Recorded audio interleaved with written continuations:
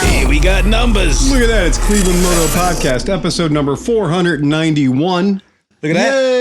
On time. Let's see here. This is our first time being on time, by the way. Almost organized. I'm going to say it's Miss Butts not in the camera walking by. This is amazing. This is great. It is That'll happen, though. absolutely fantastic. I couldn't be happier the fact that we are on time and on budget. Yes. Absolutely. In the Rathskeller. In the Rathskeller, we're bringing it to you, literally bringing it to you live. You know, we can say that now.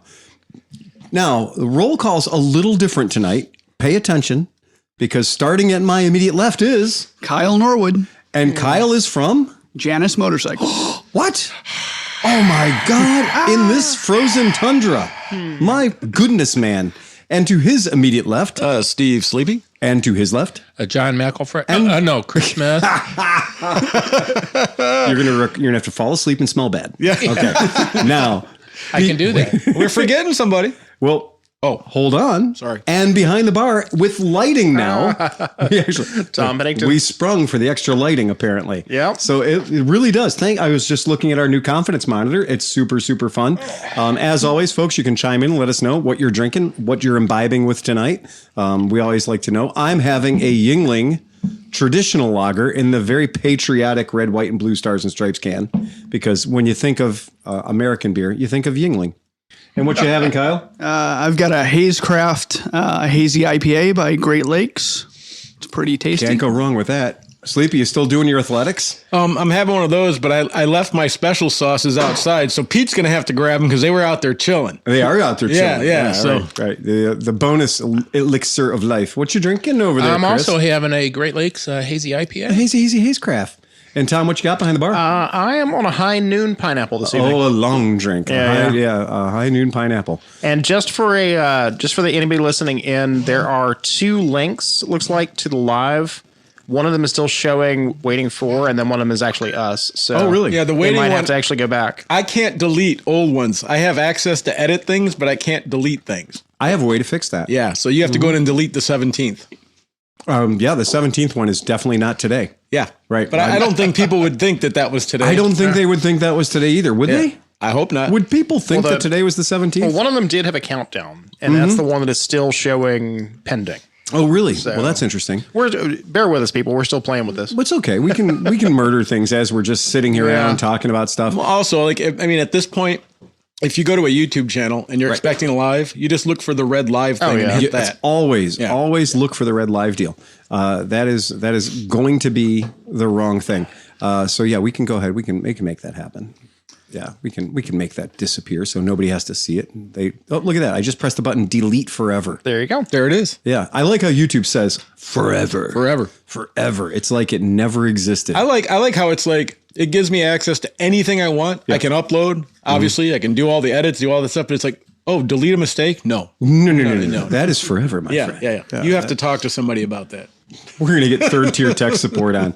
This is not the day to call my shop and ask questions about QuickBooks. Renee will fucking stab you. I have seen her this mad, but it's been a long time. That is the absolute. I'm not going to lie. That is the absolute worst company that has existed. She hasn't been full Rabid Badger in years. Yeah. And she's full Rabid Badger. She seemed a little fucking angry tense, today. right? Yeah. You know, keep your fucking fingers and toes away from her mouth. She's super upset, and I don't blame her. Wesley's back. It's going shit. Well, when I got there, it worked perfect. It worked fine. Everything was great. You could use the fucking thing. It did all the numbers. It did all the things, not a problem. And then about 6 months in, it was like, oh, by the way, we're getting rid of this crap and you're going to Cashify or whatever the hell it is. You got to go to Shopify. And everybody was like, no, we're not going to do that, because you fought this and I get it. Fought it from day one. And there was no sensible reason because this thing has worked for 20 some goddamn years. And they're like, nope, sorry, fuck you. We have the greatest listener in the history of names. Sunglass Mustache. Oh, Olaf from a far off land of Dayton, Ohio, drinking a Mad Tree, seeing colors, Duffel Juicy IPA. Oh, Sunglass Mustache. And then look, we got a Swergin. There's a swear engine. Like a Swergin. If I don't call out your comments right away, it's because some of the people who still listen to us via their headphones or the radios in their car do not like it when I'm on a tear about a topic, and then we go squirrel and we stop to read a comment. Okay. So I'm going to try to do better about staying on fucking topic, because that's what you're here for, right? You're not here for the comments. You're here for the stuff. You're here for the content. I like the comments. I know you do, but that's fine. We'll save it for special moments. Comments are just the instant gratification, the validation that we exist. It's how we know it's real, because in the old days, we just had to let it marinate for a week, throw it out, and then see if anybody actually would listen. So yeah, I get that shit. I totally understand. We are up to 16 people though, which is kind of nice. Forget it. I can't handle this. Yeah. I didn't know Tom was light skinned. That's the best thing I've ever read. Yeah, he's a light skinned New Orleanian. Yeah. Not Creole at all. Not Creole at all. So Tom, how was that 8 inches of snow down in New Orleans a couple days ago?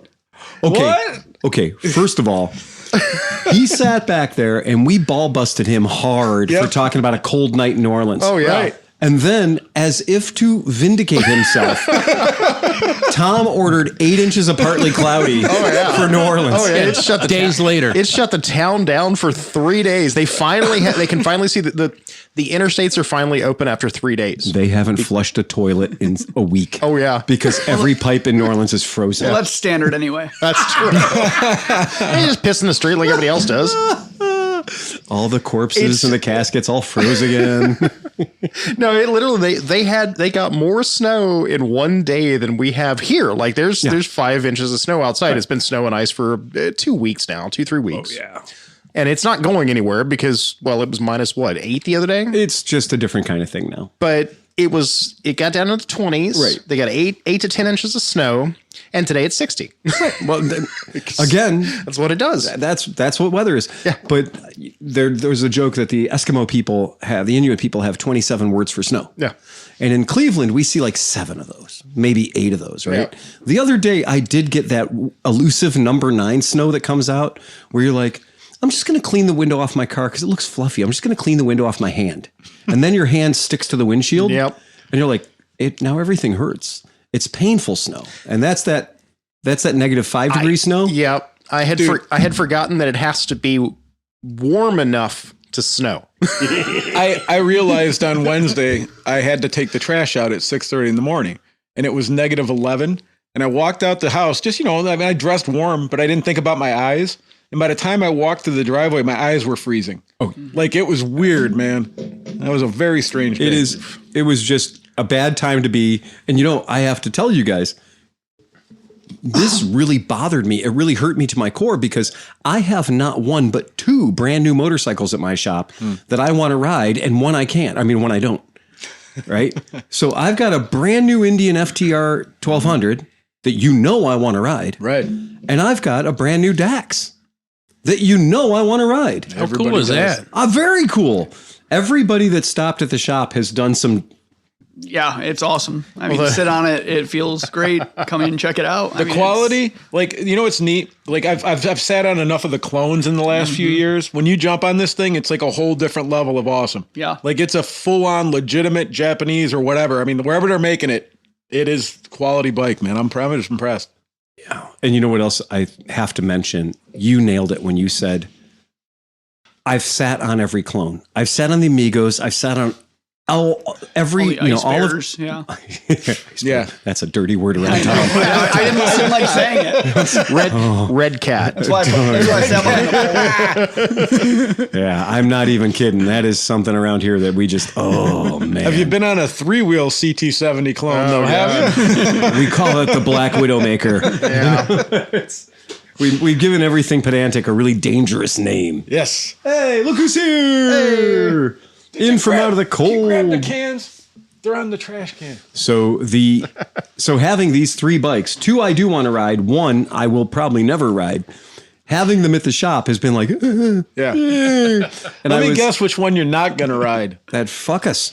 The seat height is like 14 inches. I think it might be. Yeah. I don't think there's any way you could personally physically fit on that. No, because it's 14 inches tall with a extended leg area of 13 inches. The amount of yoga that you would that Merritt would have to put you through to get you to be able to bend. It's a low rider. You know what's funny is Sleepy gets on the fucking thing. Yeah. And he immediately goes to do what a normal human would do, which is to put your foot on the floorboards. Yeah. Right. But the seat is now a foot lower. Yeah. Right.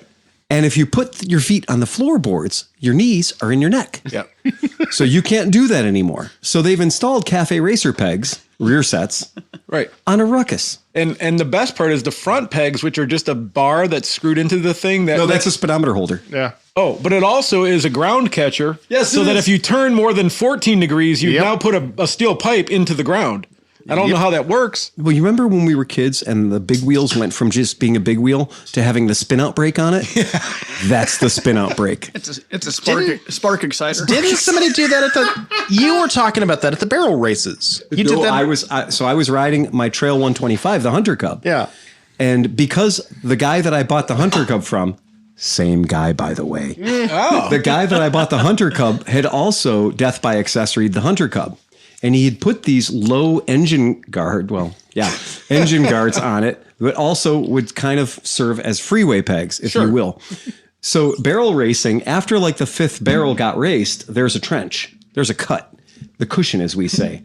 And I dropped down into the cushion, whereas where you need to be to get the berm shot, you can't live without. Right. To get the berm shot, and that entire left motor protector device, which is as rigid as the whole bike is, grabbed Mother Earth and did not let go. And I was just like, fuck you. I just hit eject. And I went through the handlebars and did a little roll, judo roll. A barrel roll. Barrel roll. I missed the barrel. And my buddy goes past me and he goes, dude, your bike's back there. Yeah. I was like, thanks, pal. And so I tried one more lap and I was like, okay, don't go in the ditch. Don't go in the hole. Don't go in the berm shot. Stay out of the berm shot. Well, then it's no fun at all. So I was like, okay, I'm going to go to the berm shop one more time, but this time I'm going to put my foot way out. No, you put your foot way out. You're still going to bounce into it. Fuck it. I'm done. I was like, I don't think me and the Hunter Cub are going to be friends. And magically somebody bought the Hunter Cub. Yeah. So That seems to happen every time you're kind of dissatisfied with the bike. Somebody comes in and really wants it. It's almost like you it's run a my shop. lucky star, man. Yeah, man. It's almost like you sell things. It's almost like I buy bikes that I really like for a short period of time, and then other people can really like them forever. Yeah. See, and you know what's nice is that you get to get all that shit out of your system without ever committing to it. Yes. Where my dumbass gets something in my head and then I have to go buy it and realize I hate it. Well, and I'm stuck with it for 10 years. And I've always called it fostering in the past because you get them for a short period of time and then they go off to their forever home and they can rot in somebody else's garage. Usually is what happens to mine. If you guys would ever met my grandfather, 5'6", but he could outpunch all of us. Okay. And no shit at all. He said, you can have as many bikes as you want, but you're only allowed one wife.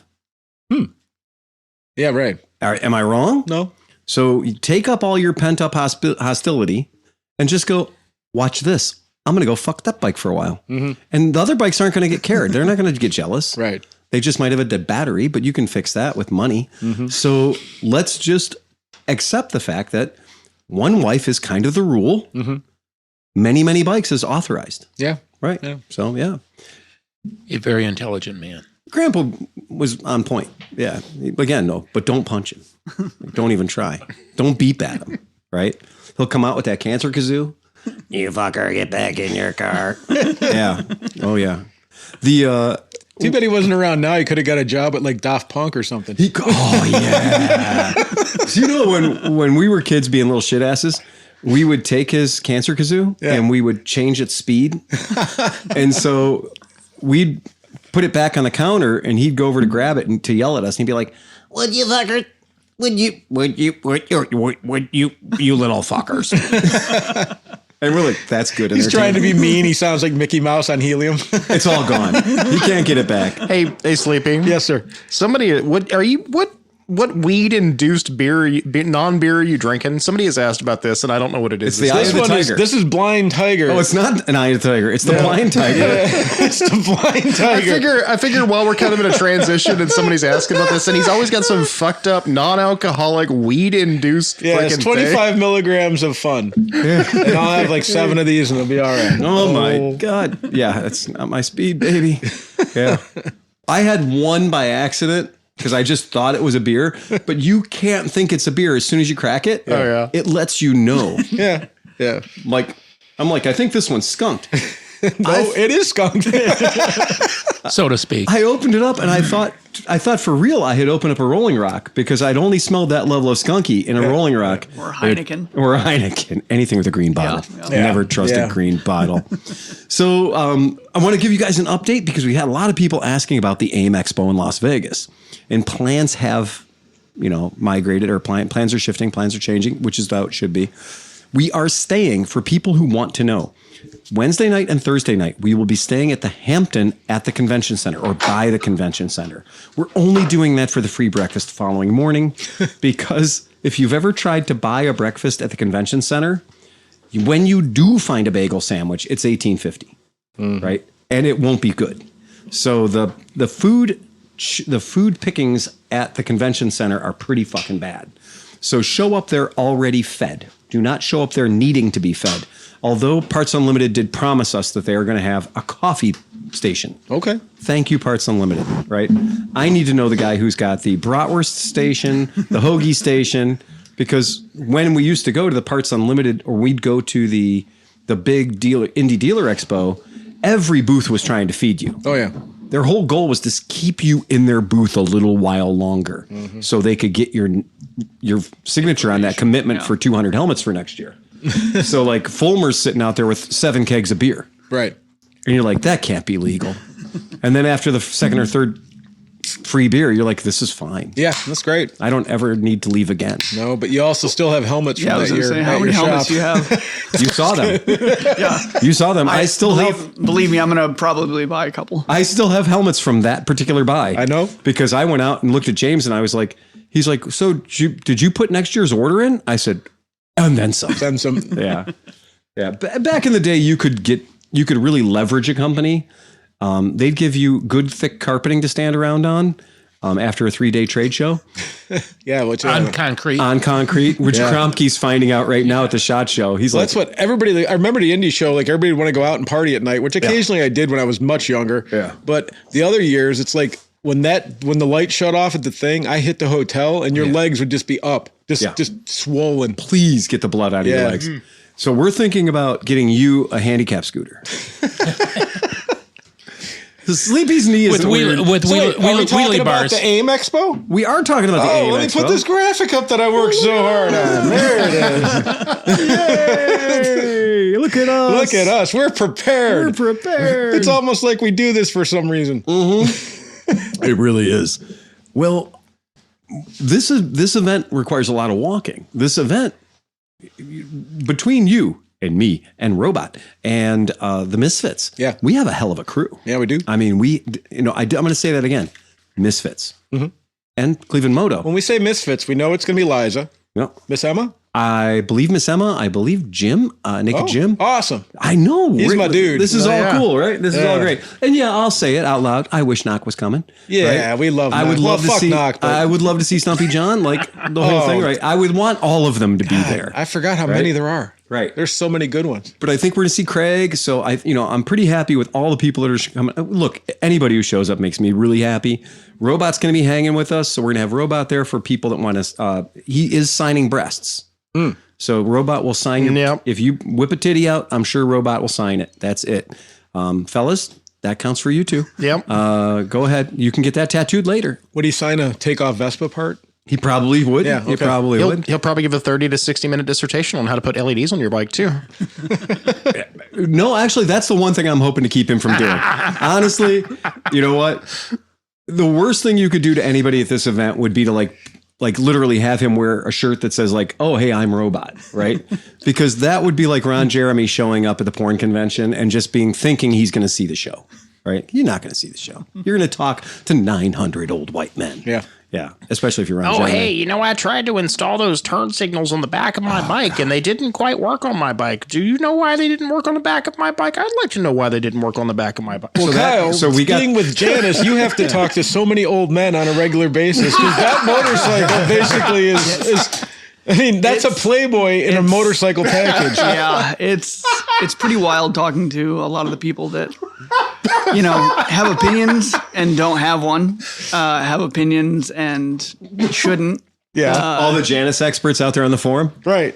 Yeah. That don't have the bike. Why won't the bike I own don't start? Yeah, there's a lot of those. If it's your first bike, there are videos on how a carburetor works. Yeah. And we can put that in the show notes, I think. Explaining carburetors to, yeah, and that is the great thing. If you go to the Janus website straight up has videos on their own website that show you how to dial a carb, right? Yeah, because that is part of the maintenance. Right. Yeah, it's RTFM. How simple, like, and if you want to have a carb, because you know I hate carbs now, but if you're going to have one, right? One that's easily accessible is not a bad thing to have. It's the best thing to have in a carburetor. There's not a lot of shit being hidden on a Janus. No. There's a battery. And the battery is what they go out of their way to hide. And they do it tastefully with leather. A leather cover with one snap. I would happily work on that Janus carb compared to the 4 that are underneath my 850 that need to be done. The CV guys underneath everything stuck in a rack that shall never be taken apart. When I got my BMW GT, so I got the BMW, the GT, the fast BMW. And I got this bike, and I remember spending almost an hour and a half trying to find the battery without opening the manual. It's like, I should be able to find this battery without opening the manual. I had to open the manual. But it took me 20 minutes to figure out where the manual was. And I'm not kidding when I tell you that. It was very close to the battery. Well, it was right beside the toolkit, next to the battery. Man. And again, you know, the sin of all sins, Triumph puts the toolkit somewhere you can only access with the toolkit. Yeah. That's why people duct tape like one Allen. There's key literally to the frame. one Allen duct taped. When you look at your Benelli, your TNT 135, there is a 4mm Allen wrench holder or 5mm Allen wrench holder blow molded into the seat. Yeah. Because of that. Same with my my Aprilia. Yeah. The Aprilia, when I take the key takes off the one seat, but then to get into everything else, you have to use this. Oh, I'm surprised it just doesn't have a AAA number stickered to the bottom of the seat. Sure. Honestly, that's the best way to go. I think the new Vespas come like that, actually, with the roadside assistance number. Our Vespa toolkit is now down to a shock absorber adjuster and literally the little yellow piece of plastic that you use to remove a fuse. And I don't think I don't want people removing fuses on a Vespa. So they're right. Let's just remove that already. Yeah. That's probably too dangerous. Because honestly, coming from my end, if you don't have pads, you're not fixing it. Oh, no. No. There are no user serviceable parts inside. No. This is, I would have better luck fixing that television. Right. Yeah. If the TV took a shit, and the Vespa it did last week, actually. We need the same level of tech support. Absolutely. And we fixed it this week. I know. Look at us. We're professionals. We're using the TV. Did you just buy a new TV? No. Actually, we just connected it direct. We hardlined it instead of using Wi-Fi internet. Yeah, he was trying to cast to it, and it was picking up like radio signals. It got my neighbor's Wi-Fi. It would not find mine, which is 4 feet away from it. You know what that means? Your neighbor's Wi-Fi is mucho. Well, they're using this. They're using the same AT&T router that we're using, though. That's the funnier part. Back welcome to Pete. Welcome to Pete, who snuck in. I'm sure you guys came in late. You can dock my pay. Yeah, but you came in from the BMW dealership. Our friend Pam at Sills. Yeah. They had a open house, I guess, tonight. They had a couple of brand ambassadors from BMW who brought 2 BMW R1300 GS Adventures. Ooh. And they were just going over like an overview of the GS Adventure. So that's the big suitcase looking one? Yeah, the Lego bike. How is it in person? It looks good. I mean, they've had one there for a couple months, but I'd thrown a leg over them before, but these guys went through them like in detail. I mean, did they have the questions? The blue and silver one, or just the red and silver one? They had both, and they had the triple black. The triple black, yeah.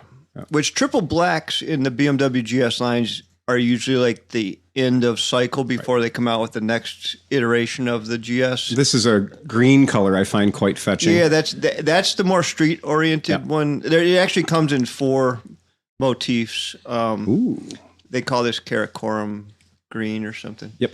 And this is the one with the straight edge headlight, right? Yes. Yes. Yep. The straight edge. It's nailed to the X, baby. It's nailed to the X. There you go. Let's go into Sleepy. a swerve driver show. Right. Yeah, that's exactly it. Yeah. And so this GS that's up here, the red color scheme or the fire, so this is the full off-road. This is all the candy. The color doesn't designate necessarily which package it is. I was simply looking at the tires. Yeah. Okay, so that's I a was good point. cheating. There are different tires and wheel packages. there sure That's are. the spoke wheel package, which is the most off-road oriented. Mm-hmm. They do have a cast wheel, but they also have a forged alloy wheel that's somewhere in the middle. It's good for somewhat lighter off-road stuff. If you want to do true off-road, you're going to want the spoked wheels. Is the forged, that wheel that you said is kind of a dual purpose wheel, is that forged wheel, is that a 19 in the front and a 17 in the back? You know what? I didn't look, but I believe so. Okay. The bigger GSs usually run 1917. Yeah. Like my GS, the F800, is a 2117. Exactly. Right. If you're going to go and actually play in the dirt, 21's a really good thing to have out in front of you. Yeah. It really is. So that's cool. Anything else? They had fun there?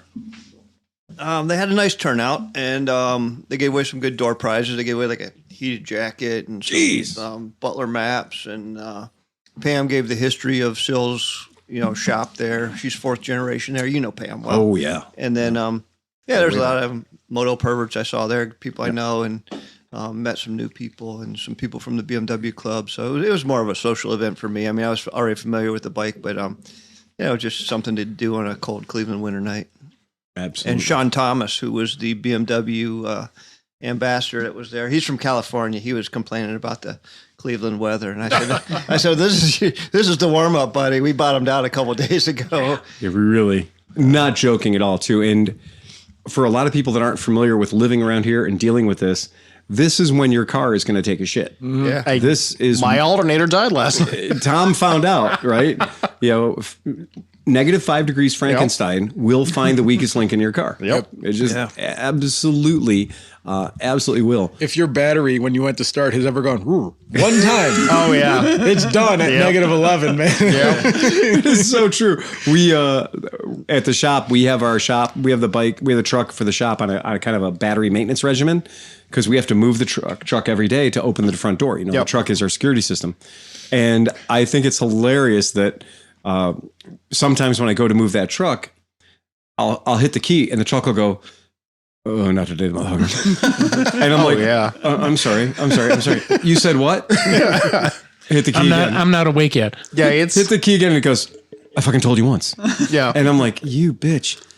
And I'm like, "Don't make me get my jump box." Past couple times Renee started it up, it has been really cranky. So that's why yesterday I let it run for 45 minutes. I just let it charge itself naturally. Yep.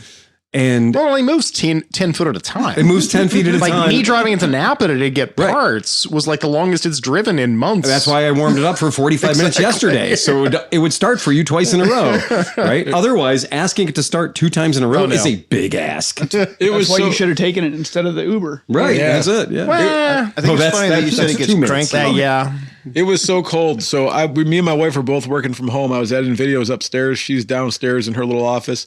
And we didn't have any dishes, and all of a sudden I hear the dishwasher running. And I'm like, why is she running the dishwasher? But I'm working and I'm not paying attention. Right. So after about 20 minutes, she's like, hey, why are you running the dishwasher? I'm like, I didn't run the dishwasher. And I go and I look and our kitchen is now just water. Yep. And something had burst and there's just fucking water. Dude, it Yep. sucks so bad.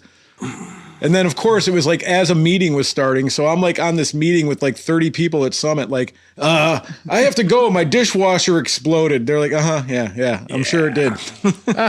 Well, I saw it for years when I worked in the fire service. It's like you didn't see the freeze during the freezing temperatures. You see the freeze on the backside of it when it thaws. Right. So people's pipes would freeze, and then when the temperature would get up above 30, it's like when it starts thawing out, that's when the water starts running again. And yeah. It gets interesting. That's why I'm so grateful that this place is so well insulated and there are so few pipes. Yeah, having not many pipes And no water service. is, no water is a really good idea. Yeah, the less pipes you have, the better. So we also went to a motorcycle seminar or motorcycle display. Yeah. Day before yesterday. It was yesterday, wasn't it? Oh, okay, you guys went to the Triumph? We went to the Triumph launch at the Yeah. House of Blues, which had a very, very high production value. Yeah. There was a live music, It was good, man. it was good. He was a solo dude with a guitar and like a drum machine, and he was just like Jerry Garcia for like 3 hours. Yeah. Did they bring the talent, or did they hire somebody local He's here? been on tour the whole thing. Okay, so he's traveling with them. he's Triumph's official guitar slinger. All right, that's cool. That's a pretty good gig. It was good. He was a nice kid, man. Triumph did 13 stops on this whistle stop tour. Remarkably, Cleveland is one of them.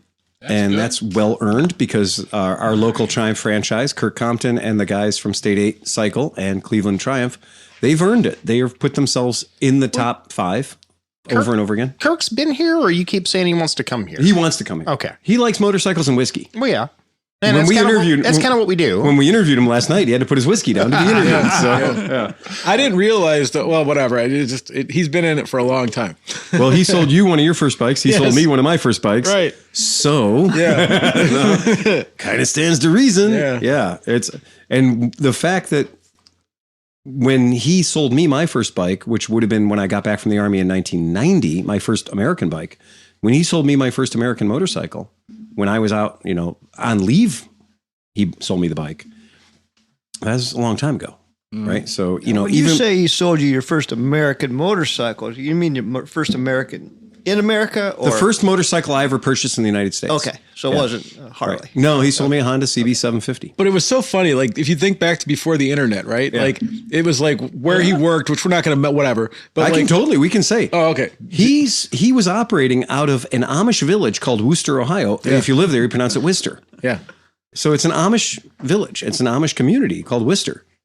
Because I've driven through it. you have driven many through times. it, right? But back then it was like you had to know a guy, and they're like, "Have you heard of JJ Motors?" Exactly. And you're like, Right. "No, where is it?" "Oh, it's out there. They got like 400 bikes, and they deal." Right. Nobody knows about it. Meanwhile, everybody knew about it. But you felt like you were the guy. You went in there and you saw the $2,000 bike, and you were like, "Would you do 16? Do you have cash?" "Yeah." "Yes." Oh, I did it. They were way out in front on the online inventory. Yes. Because in year of our Lord 1988, they had used Trade-in Times. And the Trade-in Times was our, you spend $1, you get a poorly printed newspaper. What day did it come out? I remember going at 7 a.m. to get that So sucker it to came beat out everybody. technically on Wednesday. But You go to your convenient food mart at 11:59 on Tuesday, right? And you could get it fresh off the truck. that's why you got all the bikes. That's why you got all the So I was there Thursday going, fuck. I'd go to convenient by my house. Yeah. I'd wait until the truck showed up. I'd grab one hot off the stack, walk in, throw my buck down, then pocket full of quarters. I would sit there and highlight the ones I was interested in and call on the payphone at convenient at midnight or 1 o'clock or whatever. Oh my God. Knowing you either got an answering, because, back then we had the tape answering machines. Yeah. So you either got the answering machine or you got a very angry person.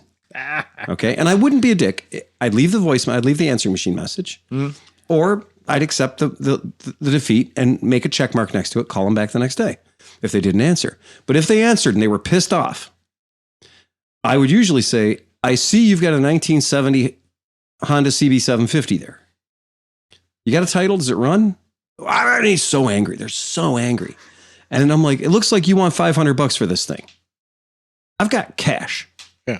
And you'd be amazed at how many guys are like, oh, fuck it, come over. Really? Fuck. Yeah.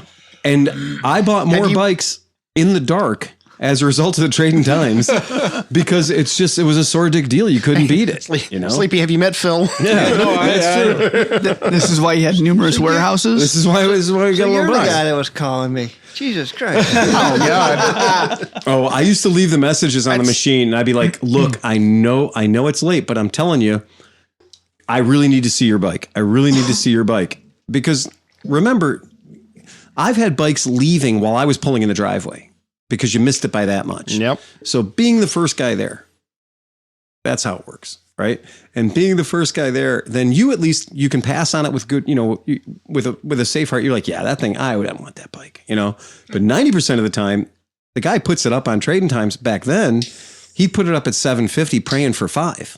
Yeah.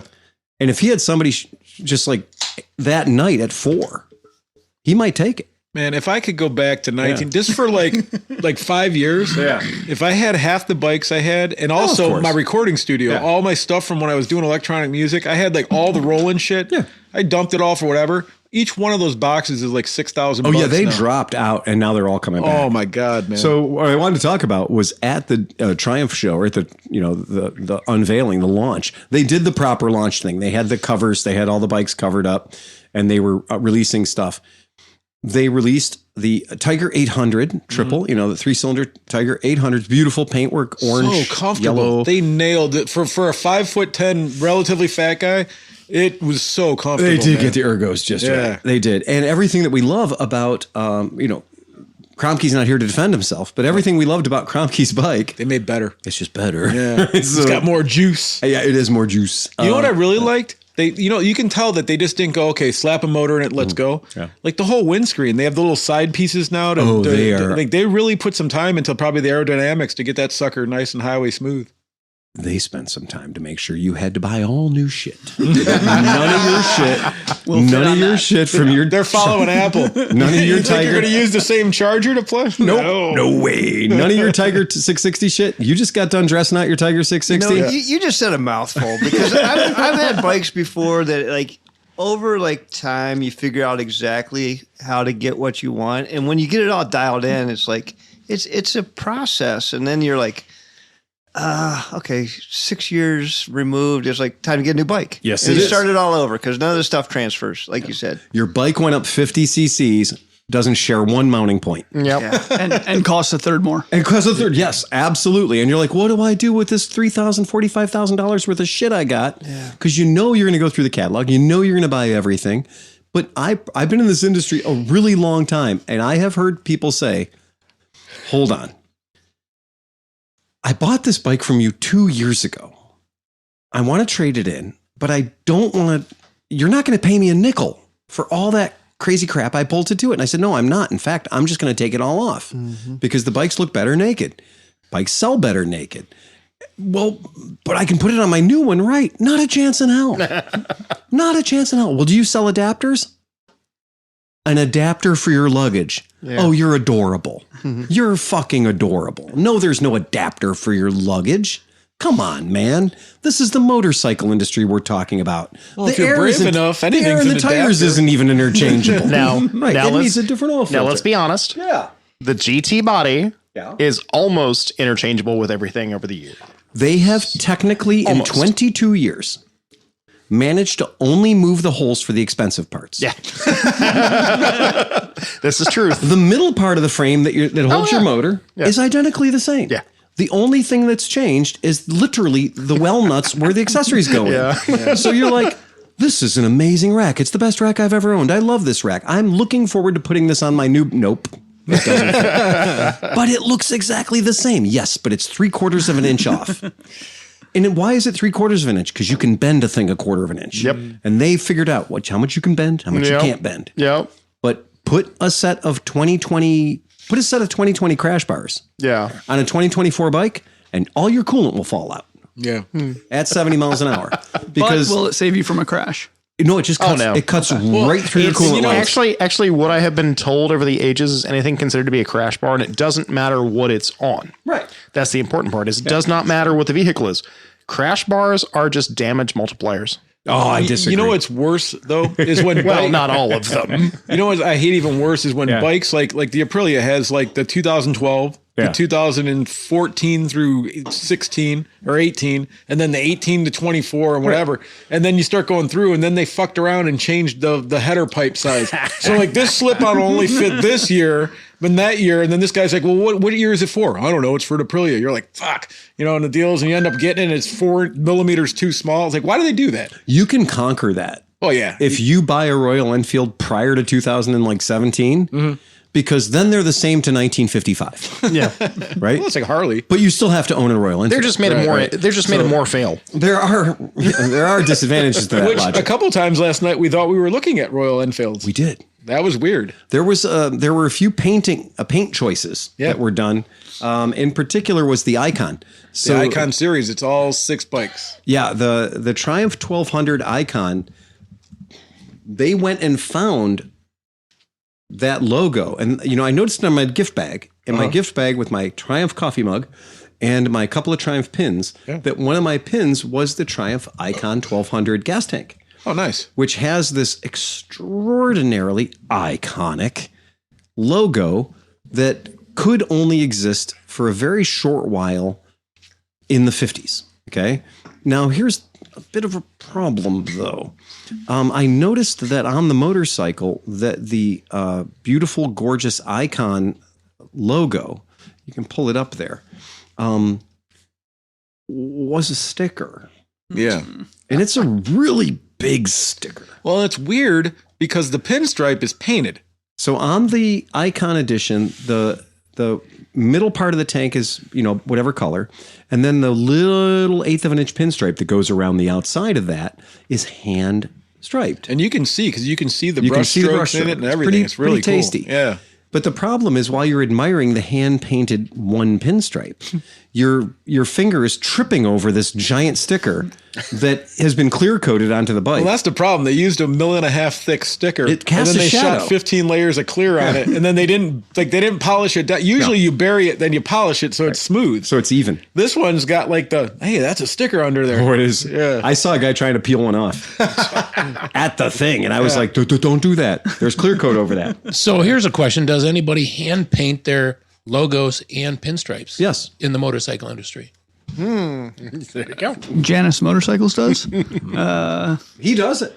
I know I don't do it. Kelly, it's all you. Yeah, Kelly does all the paint. Yeah. That's super cool. Yeah, everything. We just did a custom 450, and it had everything was hand pinstriped.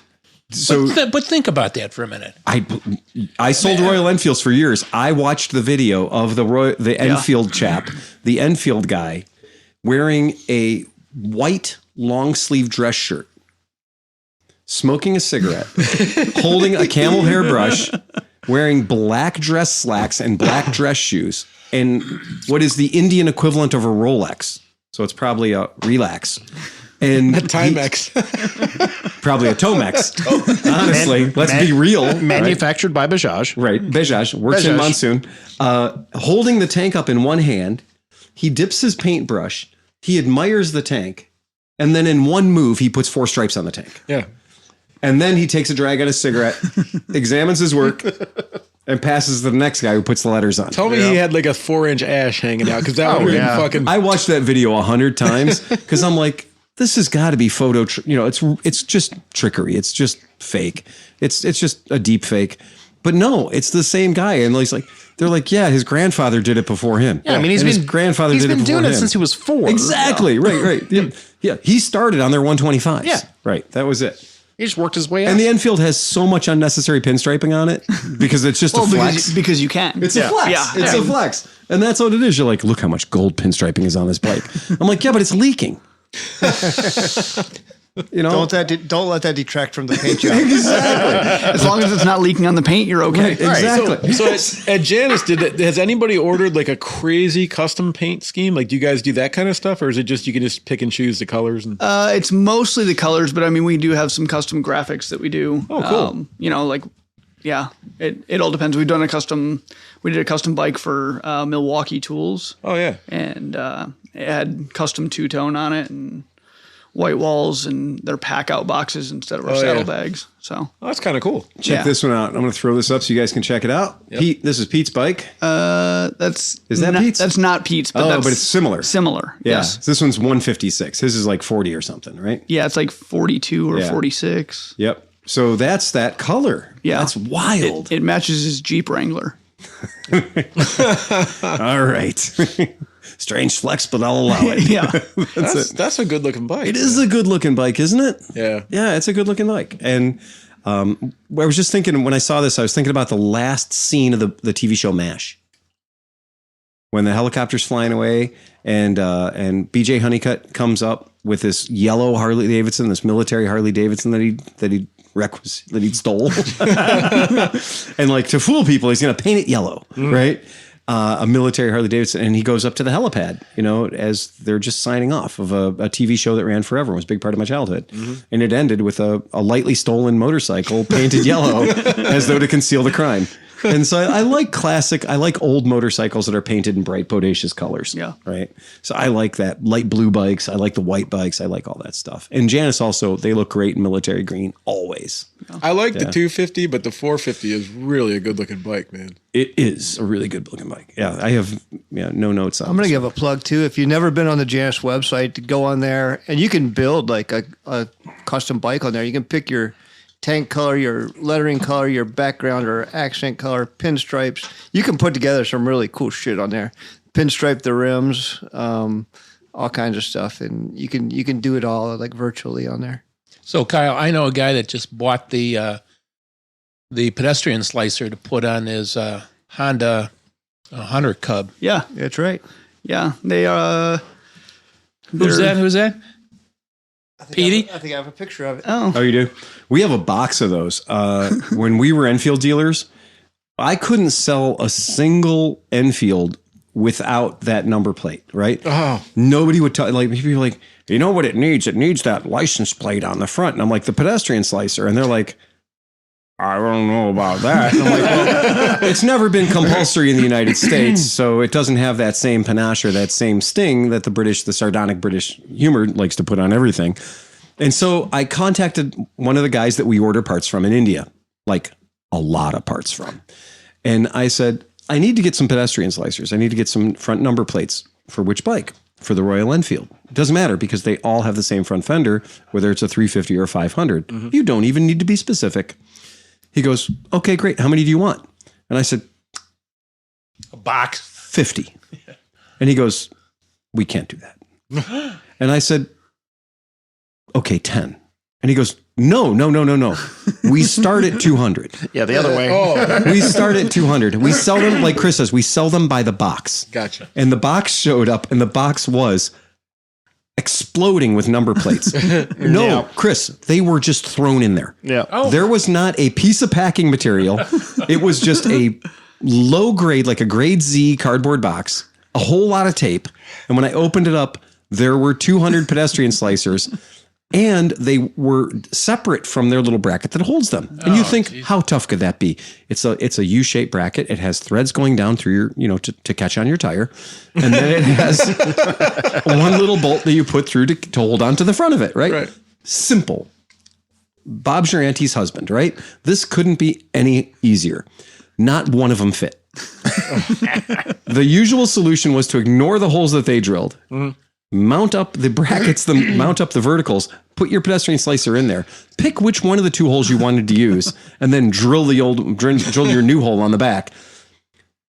Because everything that we bought from them was fucked up like a soup sandwich. Never, ever did we get anything that came out of the box that was exactly like what we wanted. Right. And you're like, okay, I guess that's why they were 38 cents a piece. That was it. Well, I can say the one that I bought from Janus was beautifully made, and I drilled the holes very precisely after I removed the front fender of the Hunter Cup, and it met the contour of the front fender, and I was very happy with the way it came out.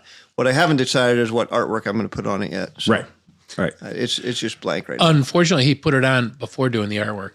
Did you put it on did you put it on the right way or backwards? I put the fat head in the front. Okay. And Just checking. well, it's funny you say that because my brother said it should go the other way. I was like, no, it shouldn't. No, your brother's wrong. Yeah, that's what I said. Yeah. So are about half of my customers. Okay. Because people come into the shop and they're like, look, I put a pedestrian slicer on. I said backwards. Yeah, and it's They went, what? way easy to hit the headlight bucket. You're almost guaranteed. Well, yeah. And that was a guaranteed. concern. I had to check the travel of the suspension. Right. Like, is this going to come up on there? But there's no way. Mine's not going to strike it. So. Yeah, there's a reason they have that jaunty bevel. There's a reason there's a shape to it. And we found that out with the Enfields for the exact same reason, because suspensions travel. And when suspensions travel, they break headlights. Go figure. Was it like, yep, we learned a lesson the hard way then. Yeah. And I'm like, too, from an aesthetic standpoint, What maniac would put it the other way? Right. Yeah, that's what I thought. Right. Yeah. It looks silly. Tim. Yeah. Right. Supposed to be leaning into. Yeah. Well, It's after he broke his leg. Everything's changed. everything's now. tilting. Yeah. Everything's tilting to the side. Other things about the Triumph show that I thought were of note. Triumph has invested heavily into icons of the 70s. In particular, the Elvis Presley bike. I went ahead and I pulled it up for us. So the Elvis Presley bike is right here. I did not know there were two versions of this bike. This is the version of the bike we saw, which has the word Elvis tastefully done in the light bulb style flash, Elvis. But what was the most important part? So the most important is the front fender has a little TCB on it. There you go. Taking care of business, right? Yeah. And that TCB every damn day is on the front fender. And then it's got the little, so there are Elvis Presley signatures 3 places on this bike. On these side panels behind the fake Amal carburetors are little nice signatures of Elvis Presley's handwriting. And that's not bad. It's crazy that they built these bikes before he died. I know that he signed Every all of these single bikes one. 3 times each. Right. At least with Steve McQueen, they dug up his grave, they cut his hand off, and they made the shape with his hand. Right. Hey, speaking of Steve McQueen, did you see Jerry Seinfeld tried selling Steve McQueen's Porsche last week? I did not see that. It went to the Porsche 917, I believe, was the nomenclature, the golf blue one with the orange stripe. Yeah. $25 million. Oh my God. Did not sell. Yeah. Yeah.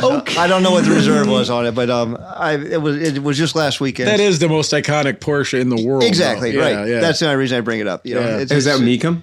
It was Yeah. at Meekum, yeah. It Kissimmee. That car has inspired so many paint schemes on so many vehicles. You can throw it up, Sleepy. Yes, sir. There you go. Oh, If you didn't have one of these as a toy, did you really 70s? oh God. Yeah. Because AFX Yep. slot car track. Yep. I'd race I'd have a number 20 and a 24 just going against each other for hours with my own self running both things. I was the only child. I'm certain that I was conceived while somebody was looking at this car, right? Sorry, I was all over the lawn. It's the front goatee. It is the I was all over the Lancia Stratos with the Alitalia. The Lancia logo, Stratos but- came in 5 years later. Yeah, and that's a different car. That's a whole different series, It's a whole dude. different kind of racing. Oh, But the the Gulf livery on this particular car. And I mean, we can all talk about GT40s. We can all talk about gurney bubbles and all the delicious things that happened from Ford that was literally, in this era. But this car is so beautiful. You know what's scary though? Yeah. You ever see it without the bodywork? Yep. It's like if that car crashes, that driver is dead. Yes. It's just like little tiny tubes, and like his feet are like your feet are on the pedals with like a tube in front of them. it's all made of what is it? Skeletrics? Electrics. It is literally not a real man's car. Yeah. It is a baby car. Finished. Thanks for staying together, Steve McQueen. There you go. Yeah. Right on the door sills. When you look at these, I have been inside of historical race cars where they have said, you're not allowed to push your feet forward against anything, else you'll bend it. Yeah, it's made out of tinfoil. So can I press the brake? No. Why? Because the bracket that holds the brake will bend. Yes. Yeah. The bracket that holds the brake will bend? That should be the strongest part of the car. No. Well, maybe it's It because had to be lighter. Yeah, and also they probably had it positioned so that the person that was driving it at full extension couldn't bend it. Couldn't with bend. you and your 6'30", seam. Yeah, for real. So these guys are like the size of jockeys. Right. And not Dan Gurney, because that was the reason Ford built a car, put their driver in it, and they couldn't close the door. Yeah. It's really hard to race a car with the door open. Have to cut his knees off. I think they measured him for the car, but they forgot to take into account his helmet. And so they had to put the bubble because when he had the helmet on, it made him like an inch or two taller. Yeah. They forgot to take into account his giant balls. Yeah. So they had to make a bubble on the door, the Gurney special, to accommodate his giant I didn't know balls. this was a 2-seater. It's not. That was the ball chair. His balls. That's it. Right. Yeah. This vehicle predates safety. Yeah. Right. The seatbelts are there to hold you in the best driving position, not to keep you in the car in case of a crash. No. No. Fire suppression? What are you talking about? Kidding me? What do you mean? We put accelerants all around We it. gave you asbestos underwear. Right. It's made of aluminum so that when it does catch a spark, it will burst into flames immediately. Well, and you know fiberglass doesn't burn, especially those days. You'll so be you're fine. What are you, a wussy? Let's go. Okay, here's a dragster. We put the motor where your dick is. Yeah. I posted that picture a couple weeks ago. That dude, The guy sitting under the differential. He's sitting under the pumpkin. Oh, God. The pumpkin is on his abdomen. Yeah. And his legs are going under the pumpkin. he knows the gear ratio just by By feel. By feel. He's like, we're running a long track today. The dumbest Full quarter mile. The dumb as hell shit people used to do. We might catch another 3 seconds on this. Oh, we might. God.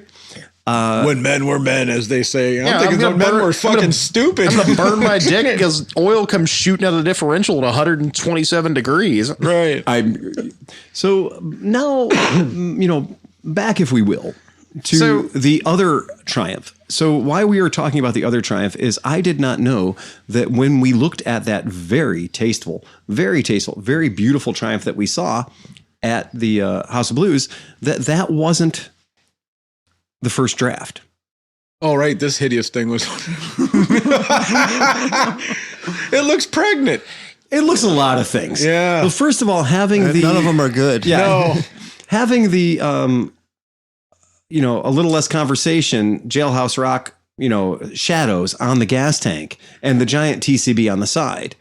Subtle is not its catchphrase. So I'm going to go out on a limb here. Yeah. Because our age is probably about the last time anybody gave a crap about Elvis. And we only knew Fat Elvis anyway. Who the hell's buying this? I can tell you. A lot of guys last night were What slobbing the over it. hell? So the owner bought one of these for his wife. She is an Elvis Presley fan. How old is she? Older than you, Tom. Okay, that's fair. Okay. All right. But also last night there were several gentlemen there that were older with their London Ace Rockers jackets Oh, yeah? on and all that Okay. stuff, and they were slobbing on that and the Rocket and all the stuff. They were going straight up hard at this thing. Yeah. And again, I am a student of media. My whole life I have had screens pointed at me.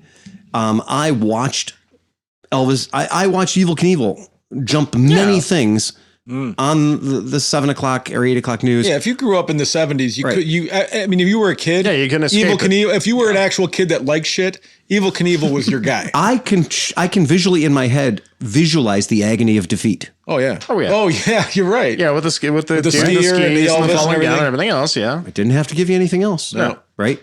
That's what we were subjected Howard to. Cosell. Remember yeah. the Snake River jump or whatever? Oh my God. So we've seen all that. All the toys. Okay. Had to have the they're- toys. So Okay. they're not marketing to anybody under 50. Hold on. I did a little deep dive. Oh, all right. If I say Elvis Presley, you got a picture in your head. Some people say Jailhouse Rock. Some people say Blue Hawaii. Dying on a toilet. Blue Hawaii. Okay. So, all right. Fair enough. Now, when you say Elvis Presley on a motorcycle, it's always a Harley Davidson. It's always, ever fucking time. Southeast Harley Davidson had Elvis Presley's Harley Davidson in the front of the showroom. That's right, they did. Since I was 3 or 4 years old, whatever it was. They have his name on the title in there, and the bike has 0 miles on it. Do you know why? Because Elvis Presley used to flex by buying Cadillacs for people and buying Harley Davidsons for people. They said that at Graceland that there were over 60 Cadillacs that were owned by Elvis Presley that he bought for people that just never made it to their intended recipients. I, in my life, have sat or looked next to at least 7 different Harley Davidson motorcycles that were owned by Elvis Aaron Presley. Usually FLHs, usually Hydroglides. But the weird thing was, the hole in my memory, apparently, was that I have never seen an Elvis Presley Triumph. Yeah. So when I did a deep dive today of pictures of Elvis Presley on a motorcycle, about 9,000 pictures came up of Elvis Presley on various different Harley Davidson motorcycles. And only one was him on a Triumph motorcycle. One. And last night, this man who is a student of motorcycles that's sitting before you right now, who has heard every story from every old white man on the planet, got to learn something new about Elvis Presley. And that is that whilst they were recording in California, that one of the guys in his band apparently went down to a Triumph dealership in California, purchased a Triumph motorcycle, brought it back to wherever they were hanging out, said, "Look at this, I just got this." And he goes, go see the Colonel for a check and go buy one for all the boys. Mm-hmm. And the guy went back to the dealership and bought 7 or 8 more Triumph motorcycles. Mm-hmm. And that's it. And for that, you get the Elvis Presley Triumph. Now, how many are they planning on making of that? Hopefully only 2. Well, the other one, the red one, wasn't too bad. The other one's not that. I mean, I get it. I get it. It's Elvis. You're supposed to be gaudy and crazy, and there should be no more rhinestones involved in this thing, and probably some lights and a lot more drugs. I mean, hey, it's no Justin Bieber Vespa.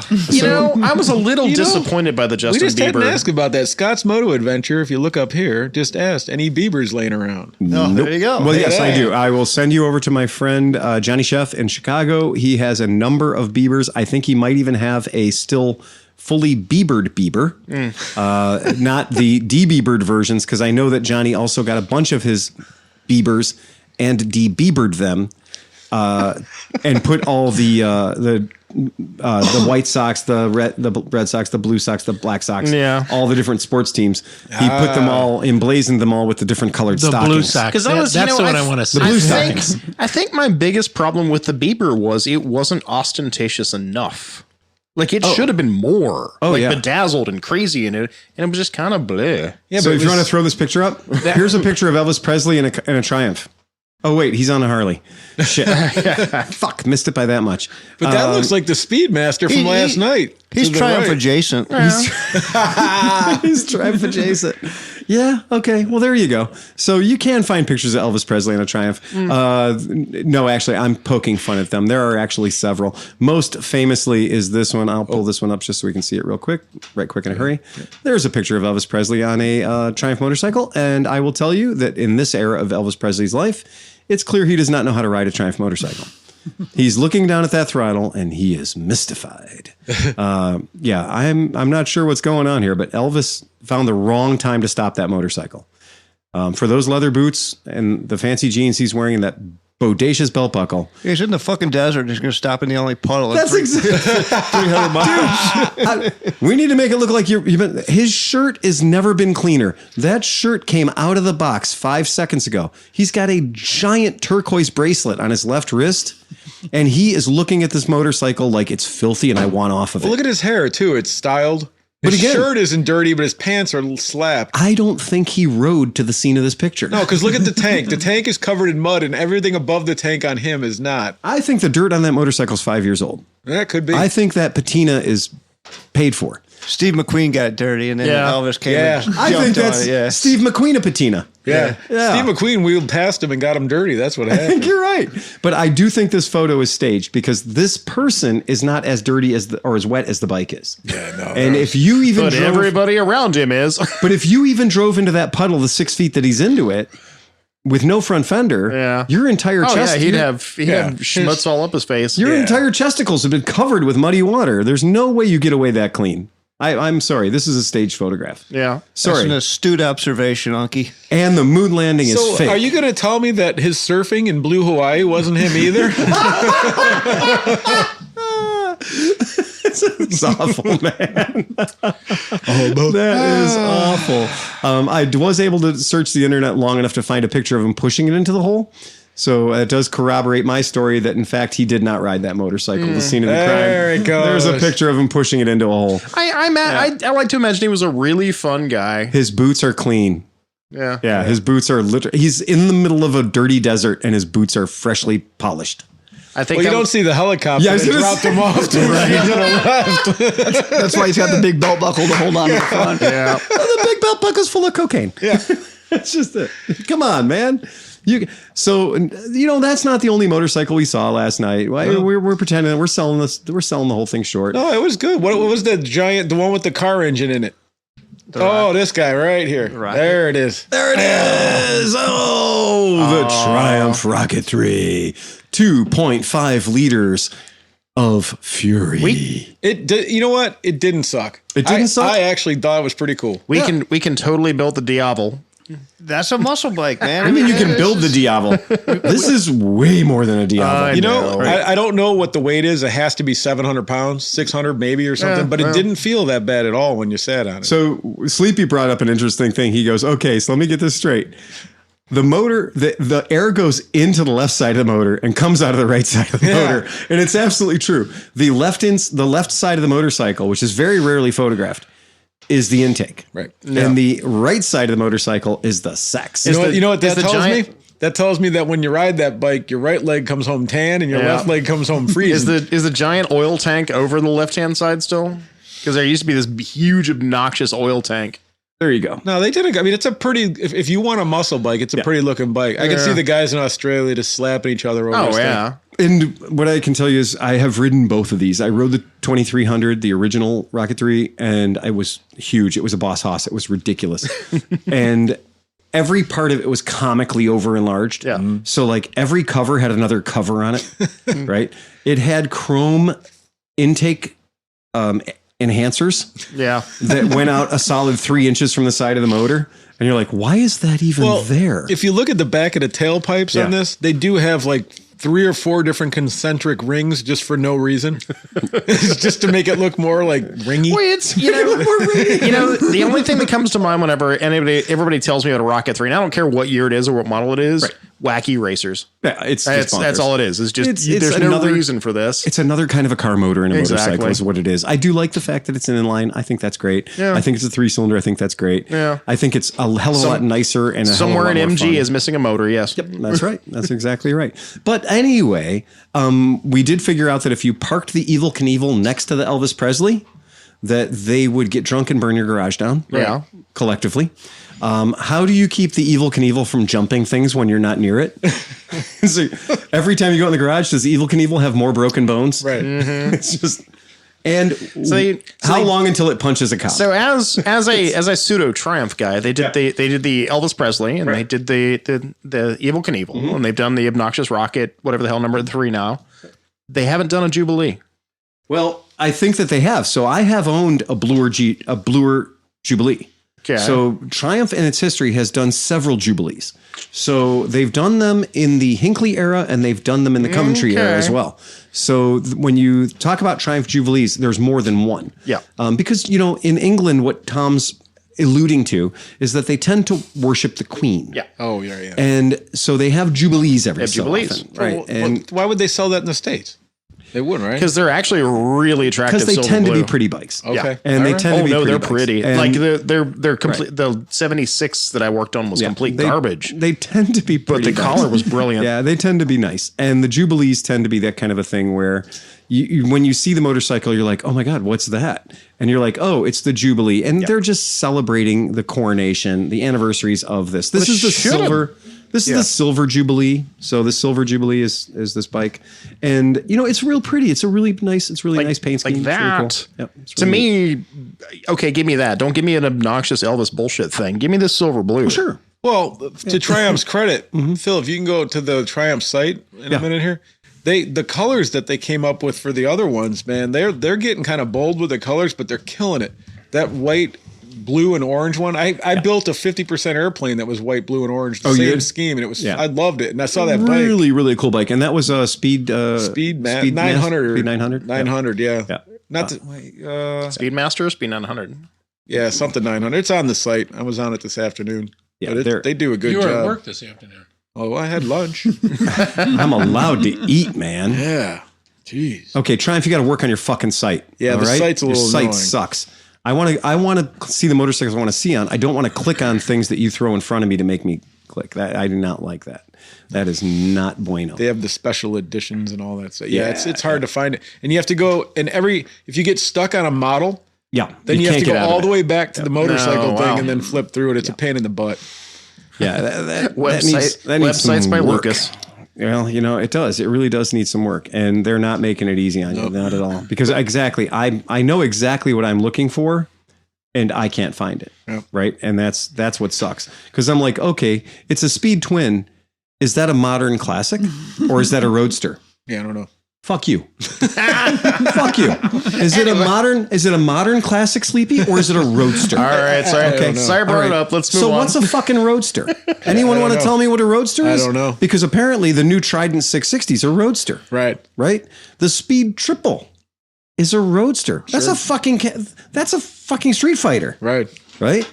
Don't reclassify things from what they are. Don't tell me a Speed Triple is a roadster. Well, and then so the things that you were talking about, the iconic ones, or whatever, that are in their own category. So you can't even find them. Like if you go to the Scrambler things, they don't have the iconic ones there. You have to go down to the iconic things, and then they have all 7 bikes. Yeah.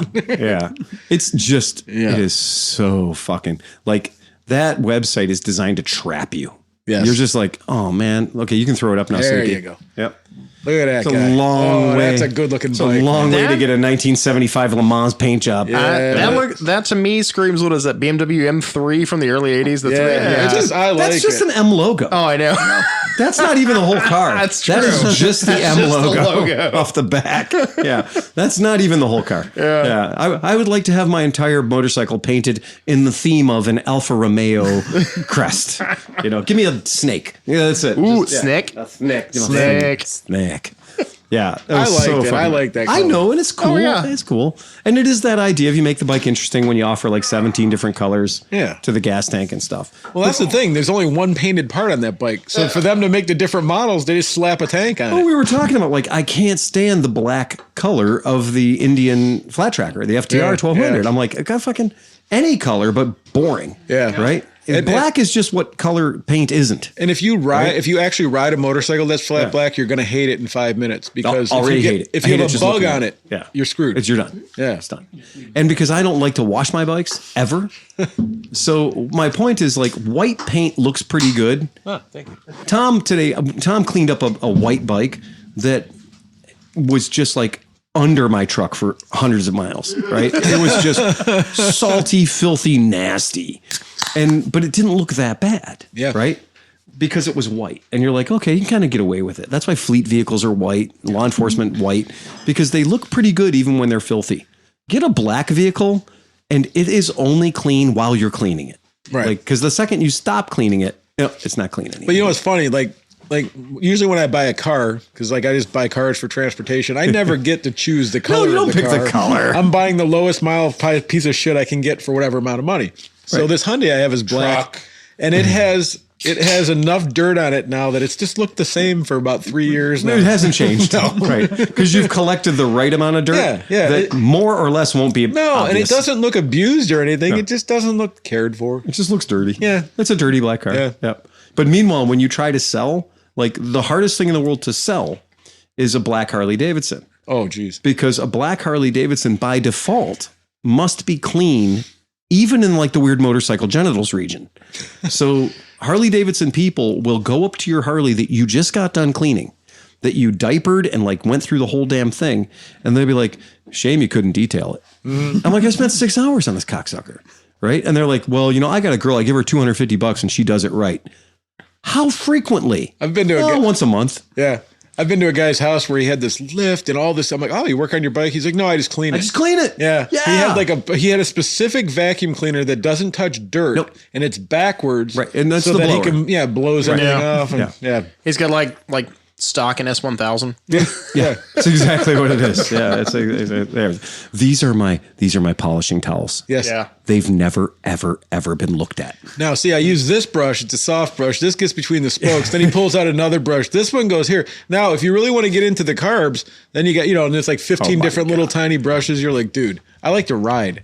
Like my idea of the perfect motorcycle regards to nooks and crannies and crevices is like where they're all just like where light goes to die. Like you couldn't see in there if you tried. Right. Right. The correct color for a motorcycle engine is some shade of hammerite. Right. Yeah. Right. Like I've done that where I built custom bikes and I'm like, I'm going to paint this motor white. Fuck you. And I'm like, worst idea. No. How do you fix white? Hammerite silver. But you know, when people are like, so Mark is crazy. Like Ducati Mark. Oh yeah, Ducati Mark. He'll have a Q-tip in every single nuthead, making sure there's nothing in that fucking thing. And like, I've noticed, like, he was over at my Aprilia and I was like, hey, I did a really good job in this. He looks like up inside the fucking valve cover, takes this thing and goes like this. He's like, well, I mean, you could have done. You could have finished it. Yeah. I'm like, Jesus Christ. Why didn't you spend a time here, man? Yeah. Why didn't you give it a moment? All of my favorite pictures of Evel Knievel are taken in hospital beds. I'm going to tell you, nothing fulfilled my life of jumping off the swing set in the backyard more than Evel Knievel being memorialized on the 6 o'clock news in some new kind of a cast. And I'm like, swing set. I'm going to be like him. I'm going to be like this guy. And yeah, crashed everything. You put me on a vehicle, we crashed it. It was just it. Do you remember toward the end, not even, it was after his career, it's the end of Evel, kind of during that period when he was making some press rounds, and I think promoting his son. But it was the Evel that didn't care anymore. And not care about what he did, but care about people's opinion. Anything after Snake River. Yeah. So up till Snake River Canyon, up till 1975, he had a marketing department. He was heavy into the toy sales. He was really trying to portray that image of Evel Knievel as a humanitarian, a role model for your kids, and everything else. But after 75, I think it's a blend of prescription painkillers, and Jack Daniels and Wild Turkey. Because there were some interviews where he was just not having it, man, and he was just like, I called you together for this interview, and then within 30 seconds, he's like, why are you pointing microphones at me? Because you called them in for an interview, man. Like, don't attack the press when you begged them to be there, right? When he was jumping buses out of revenge, and he's like, okay, so-and-so jumped one more bus than I did, and she's a chick, add a bus, add a Winnebago. How many elephants did they jump? We need to know that. And look at a picture of him when he was a Ute. When he was a Ute. Look at this guy. You know you're going to get punched. You know you're going to get punched. He is the hockey king of Montana, not the hockey king of Quebec. No. Not the hockey king of some nice place where they don't punch you in the face. This guy had to punch animals to get to school in the morning. This is Montana, right? One of the best pictures of his son is in jail, right? This is the fire one. Oh, yeah. This is Evel Knievel. They're like, oh, he's fireproof. He's death-proof. No, none of the above. He just can go to the hospital. Yeah. The one thing he proved was doctors in the 70s were okay. Yeah. Well, not really. Okay-ish. And if, for the right amount of money, you'll endure the right amount of pain. Well, and again, comes down to. These were the Norton years. So when he was doing the Norton years, he hadn't embraced the red, white, and blues yet. Yeah. So during the Norton years, he was, wearing blue and yellow leathers and the whole deal. And he was riding like, I'm a Norton rider. That was his deal. Can you imagine, like, he comes up, this is like early days, right? Yeah. He comes up to him and his promoter guy go up to the track guy. He's like, hey, what do you got going on Saturday? Yeah, we got the circle race. Right. Listen, I'm going to get a bunch of boards and set them on fire. I'm going to run through them. Why? Because I think people want to see that. I mean, can you imagine trying to convince somebody back then? Like, probably didn't take much. He's like, you know what? And I don't have to pay you? No, I'll work on tips. You know what? For enough cocaine, you'll do anything. Okay, but these pictures I'm showing you are not from evilknievelsafuckup.com. No. These pictures I'm showing you are from evilknievel.com. Yeah. Right. His family legacy, the people that curated this website, 60% of the content is he blew it. Hey, Phil, stories. Go back to that last thing you just had there. Read the last sentence in that last paragraph. You mean the crash and subsequent stay in the hospital were a publicity windfall? There you go. Yeah. Or my other one is where he would jump spread eagle over a speeding motorcycle. Evel Knievel, he's a motorcycle coming at him. He jumps up in the air. Motorcycle goes under him. We've all played that game. Well, once he crashed, you didn't do that one anymore. Knievel jumped too late and the motorcycle hit him in the groin, violently tossing him into the air. He was placed in hospital as a result of his injuries. Giant purple testicles. Yeah, right? When released, he returned to Barstow to finish the performance he had started almost a month earlier. So he was in the hospital for a month as a result of exploded testicles. What about the poor guy that had to get a sack to the face that was riding the bike? What about the family? This is the family's curated website talking about Evel's shot to the groin, right? He's like, what happened to you today? I took a sack of nuts to the face at 50 miles an hour. When I die, y'all are going to be talking about that time I tried to ride a Sherco and rip my testicles open, right? I still had you on me. We only bring it up once every couple of weeks. That's a I have to go to therapy about that. They're like, what do you mean you had your friend on you? I had a piece of my friend on me. What do you mean a piece? Well, he wasn't near me. It was 4 feet away, but he was still on me. Pull up this image I've just thrown up on the screen here so the folks at home can see it. This is Evel Knievel jumping Caesar's Palace on the totally wrong motorcycle. Yeah. In the history of choosing motorcycles, nobody's ever chosen a wronger motorcycle than this particular situation. I rode a 125 across country, and I was on a lighter motorcycle than the bike that's 46 feet in the air right now. Yeah, I think Travis Pastrana proves that, those dirt bikes do a hell of a lot better. Oh, yeah. Even his own son. Yeah. Quite a fan of the Iron Bar Saloon himself. Right. Even his own son didn't try to jump on this garbage that he was riding at the time. Mm-mm. And when you see that, 700-pound Triumph motorcycle that has a 2.5 inches of suspension flying over Caesar's Palace, hundreds of feet, and you see all the fucking degenerates in Vegas. The people in Vegas in 73, 74, 78, these were not the high quality Vegas people you see today. No, it was not a family situation. It was not a family situation. There was no family situation. You know what? The one picture that always used to freak me out is the one where he is this full fucking pancake on the floor in the leathers, but most of it's flat. Yeah. You know the one I'm talking about? When he's in the stadium and he's jumping in the stadium and ends up going down the rundown. Yeah. But the bike and him don't go down together. No, and it's just like you can see that everything's broken. Well, and then he goes down the rundown into the the basement of the place, and then him and the bike both have separate spectacular crashes into walls that nobody thought to pad. Right. And if you squint real closely at the pictures, you can hear his bones breaking. Oh man! So everybody go out and buy a BSA Rocket 3. Yeah. Oh, wait, sorry, a Triumph Rocket 3. Yeah. Oh no, wait, an Evel Knievel Triumph BSA Rocket 3. I think that's what it's all about. Who do you think? How long until somebody jumps one because it's an Evel Knievel Rocket 3? I give Australia. That's your challenge. That is. Australia's going to jump to New Zealand. New Zealand. There's already a picture in your Gmail. Yeah. Of a dude with a Rocket 3 in the back of a Ute doing a burnout while the Utes were doing a burnout. That is the way it's going to be. Mate, we did that last Tuesday. Last Tuesday. It's literally a compound burnout at this point. It is a compound burnout of a motorcycle in the back of a Ute, and they're both doing a burnout. They're both doing burnouts at the same time. That's not impressive. I want to see him jump the Ute with the motorcycle in the back. That's true. So speaking of doing burnouts in tall places, just before this afternoon, I saw this dude put his pickup truck on a 30-foot platform, just like two big cross steel things on a platform, and he's up there doing a burnout with a square body on a 30-foot platform, right? And then he stops, and the back tire catches on fire. And it starts to burn, and he's going, and he's jumping there. So the dude comes with the backhoe. This dude is standing 30 feet in the air, 1 foot on a backhoe, 1 foot on the thing, whacking it with his t-shirt as melted rubber's falling on him. And I'm just like, when's this going to stop? Like, it's it needs to keep going. We know when it's going to stop.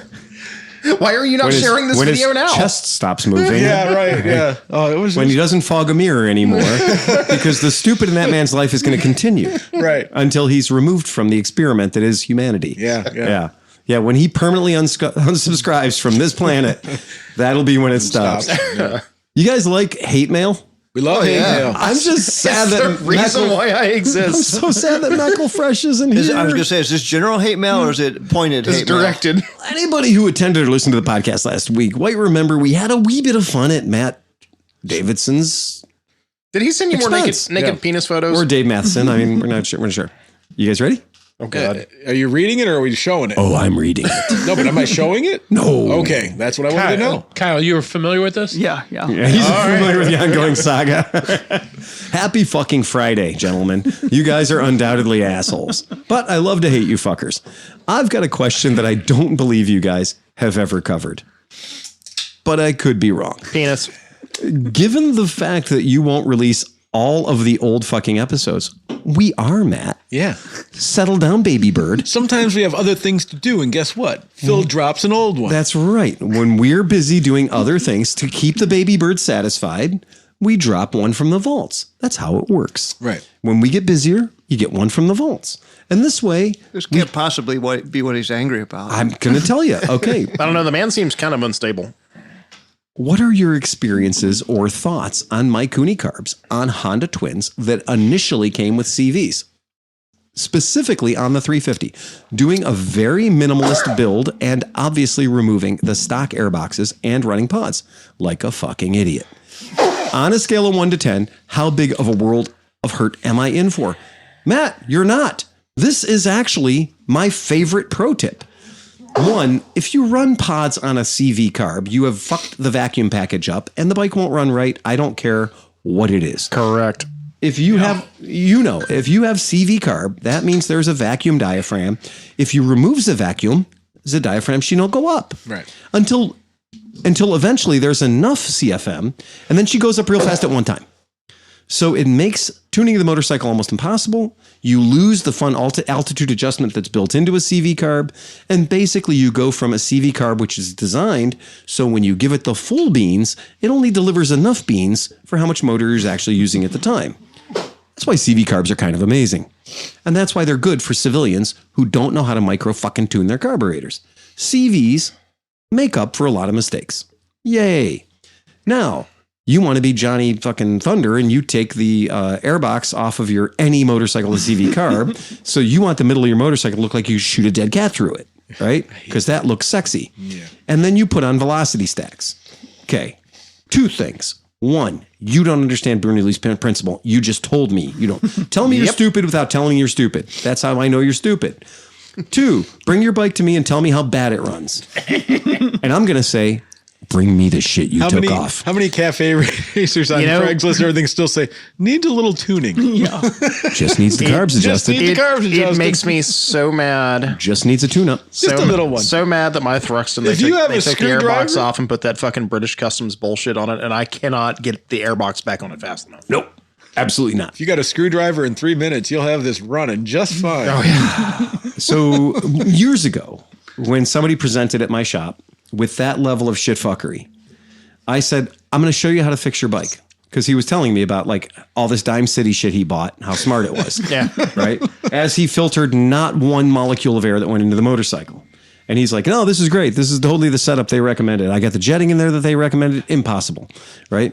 So I went out and I used black electrical tape, vinyl tape, and I systematically covered up his intake. Yep. And when I got the motorcycle's intake, those velocity stacks, when I got the velocity stacks covered to about 80%, it actually ran nice. Yep. The CVs, the diaphragms diaphragmed. Yep. The jets jetted. Right. The boosts the ported.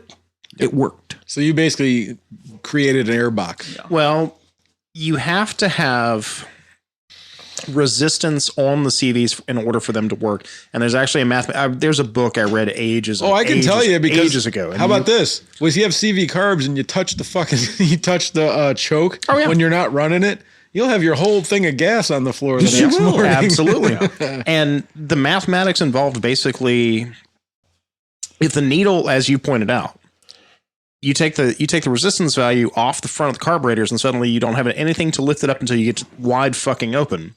And so you go from a lean condition automatically to a full blast fucking rich condition, but you have no mid-range. 90% of the time, unless your throttle is wide open, that motorcycle is now running lean hot. Yep. Mm-hmm. And I say lean hot specifically to send the message home to that's how you make holes in pistons. Yep. Yeah. That's how you make the whole motorcycle run like shit. That's how you get to see how red your exhaust can get. Right? And not only that, most of these jackasses leave the IAC intact. Mm-hmm. So you're injecting literally cold air into the exhaust valve. So at the same time, you're burning at both fucking ends lean as shit.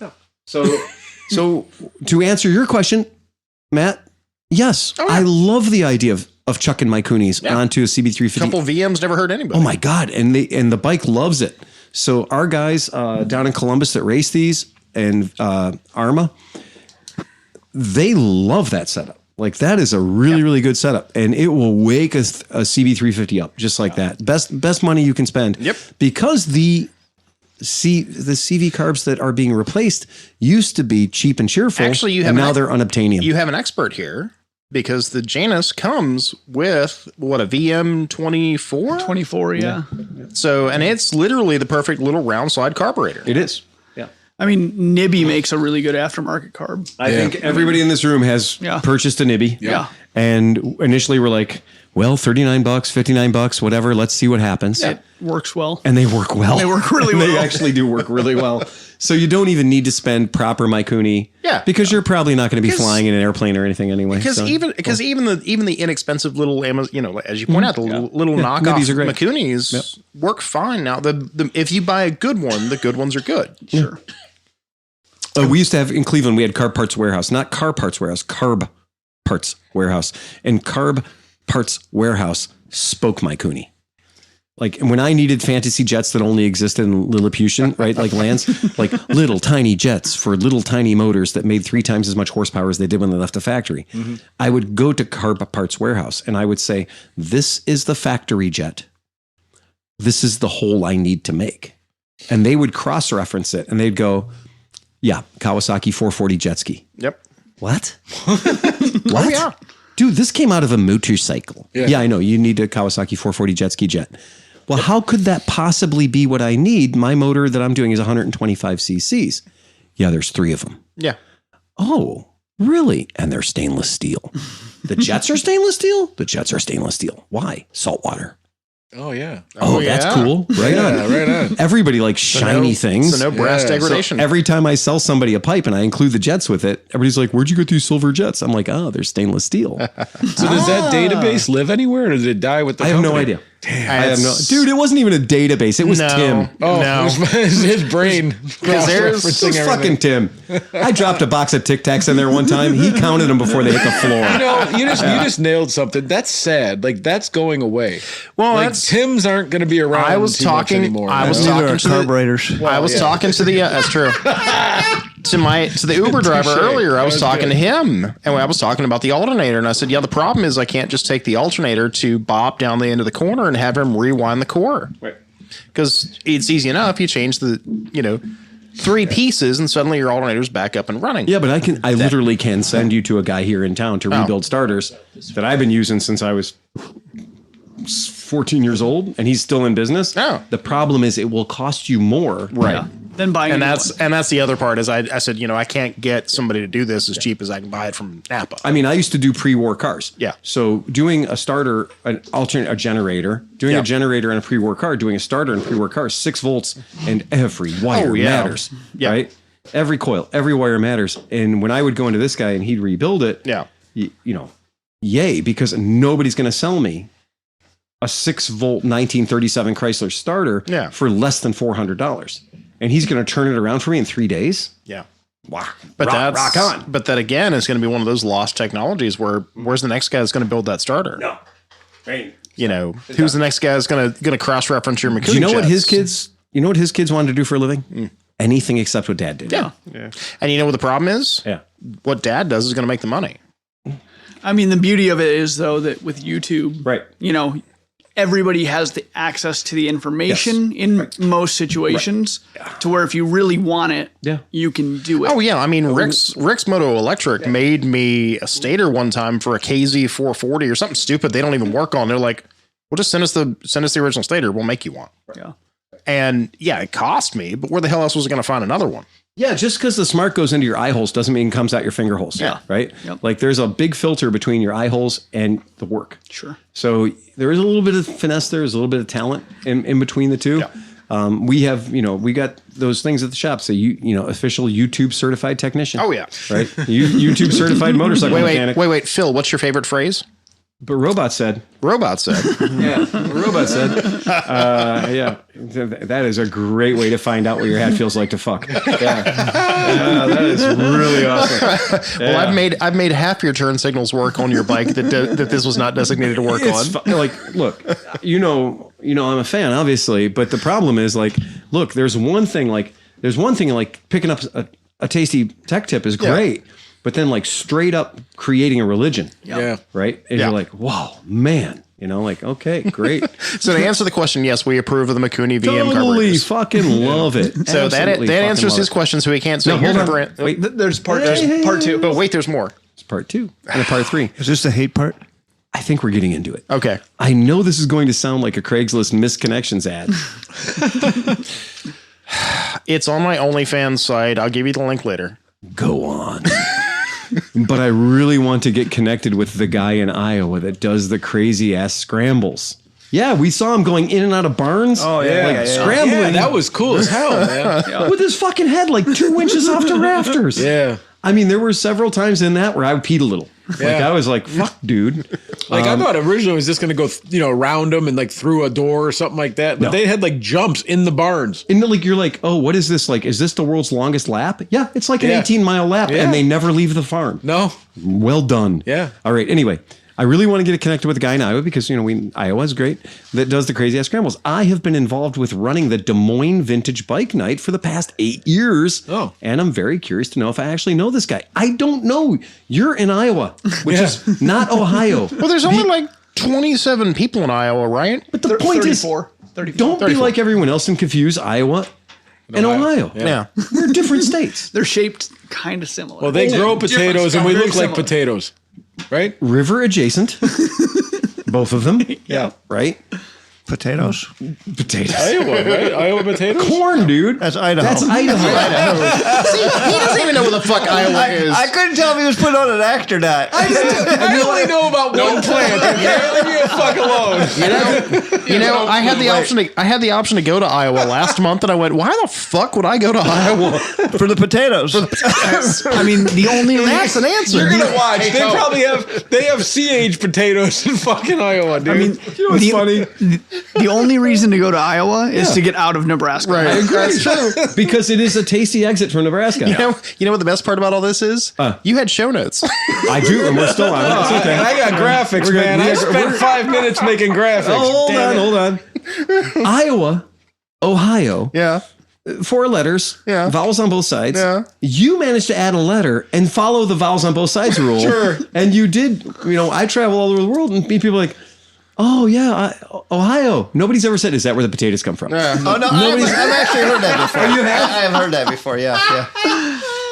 I mean, I understand the Iowa, Ohio, because they are damn similar. But if you've spent any time in Idaho at all, you'll know that Idaho is a totally different state than Ohio. Yeah, And yeah, it's gorgeous. It's and beautiful. You should always stay out of there because that's where everybody Believe me. doesn't want you to be. Do you know the people in Idaho only hate people who aren't from Idaho? Yeah. That's the only thing they hate. Is people who aren't. If you're the president of the Idaho Gay Alliance, everyone in Idaho loves you. But if you're the president of the Gun Club Owners of America from Nebraska, the people in Idaho hate you. You are way too liberal. Right? So- It's a very weird state. So what do you? Oh, Iowan. Yeah, never mind. It's not even Montana Light. You It's have Idaho. now It's the one that looks like a hand holding a gun pointing at the sky. to Canada. And I recommend that is the posture that you maintain whilst in Idaho. Right. I think your Yosemite Sam pew pew pew thing is probably a good idea. You've confused Sleepy at this point. All right. Last. Geography. Lastly, tell Johnny fucked up by sleeping through the last show. I sent him a picture on Messenger that you guys missed out on.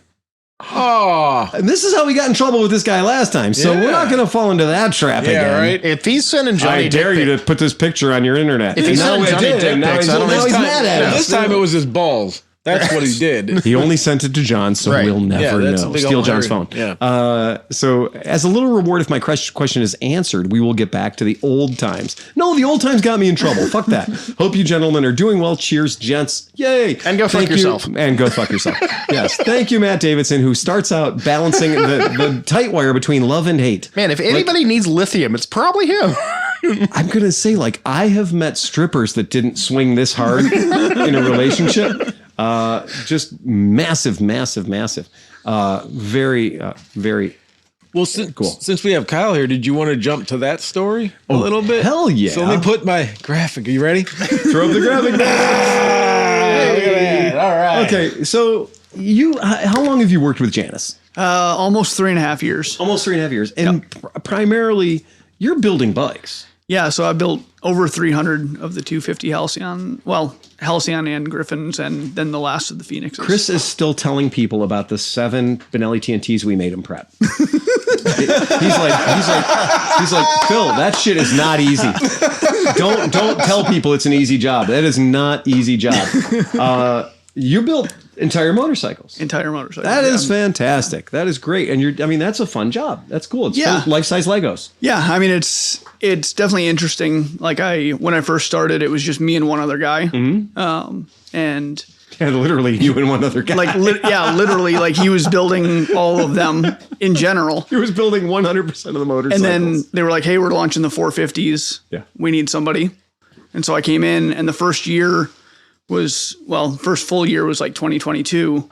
But I built like 160, almost 160-ish bikes. That's pretty funny. You're like, I wonder what the production run is of a Janus motorcycle. Kyle. He's like, well, I got 3 on the lift right now, so yeah. Well, I mean, like 58. Yeah. Well, and like, it's weird because I'm like, I wonder if in 2022 I built more motorcycles from start to finish than anybody else. Oh yeah, in the United States for sure. That's a very good. Yeah, sure. No shit. Absolutely. And it's like there's no record books. It doesn't matter. But like, that's a weird. Personally, it matters. That's badass, dude. Even at 0, it's a human powered assembly line. Yeah. So like you do the parts of the bike you're doing, and then you push the cart down to the next guy. Sure. And then he does the next thing. So like, there's never one dude who builds the entire bike. Yeah. Unless they get a QC problem at the factory, like. If they have a QC problem, then they will literally hand it to you and you'll take it apart and you'll rebuild it and figure out what's funny? Who screwed the pooch. So you're probably on a forum and there's some guy like, yeah, this fucking bike won't start. And you look up the number, you're like, oh shit, that was Tuesday. I was fucking hungover. That was a bad day. No. Monday bikes are always the bad bikes. It's motorcycle issues. Yeah. Right.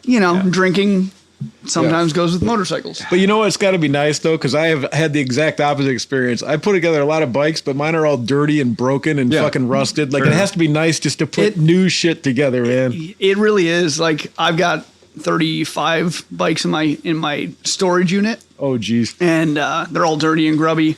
And then I go to work and I'm like, oh, I'm pretty clean when I'm done with the day. It's kind of awesome. That's pretty right. And things probably fit where they're supposed to. And screw in and So how many inventory bikes? If it's cross-threaded, I did it. Yeah. And so I have to fix it.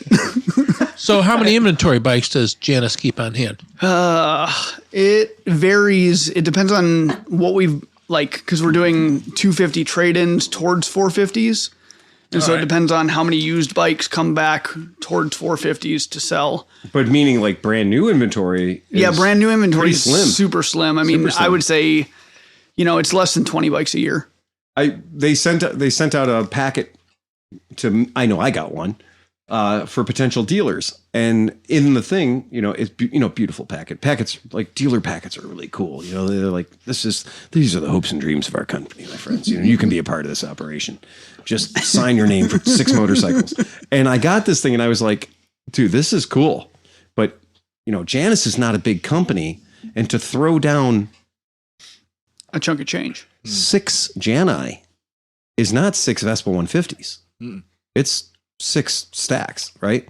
It's 6 stacks. And I immediately got on the horn and I was like, hey, I love you. I think you're really cool and all, but we're not even dating yet. You're looking for a lifetime commitment. And he was cool. He's like, yeah, well, this is just a prospectus. This is something that this is what we're aspiring to. Sure. And I was like, yeah, aspiration is a very good term. I love that. Starts off with the first word. I needed to start aspirating after I read this because it took my damn breath away. Right.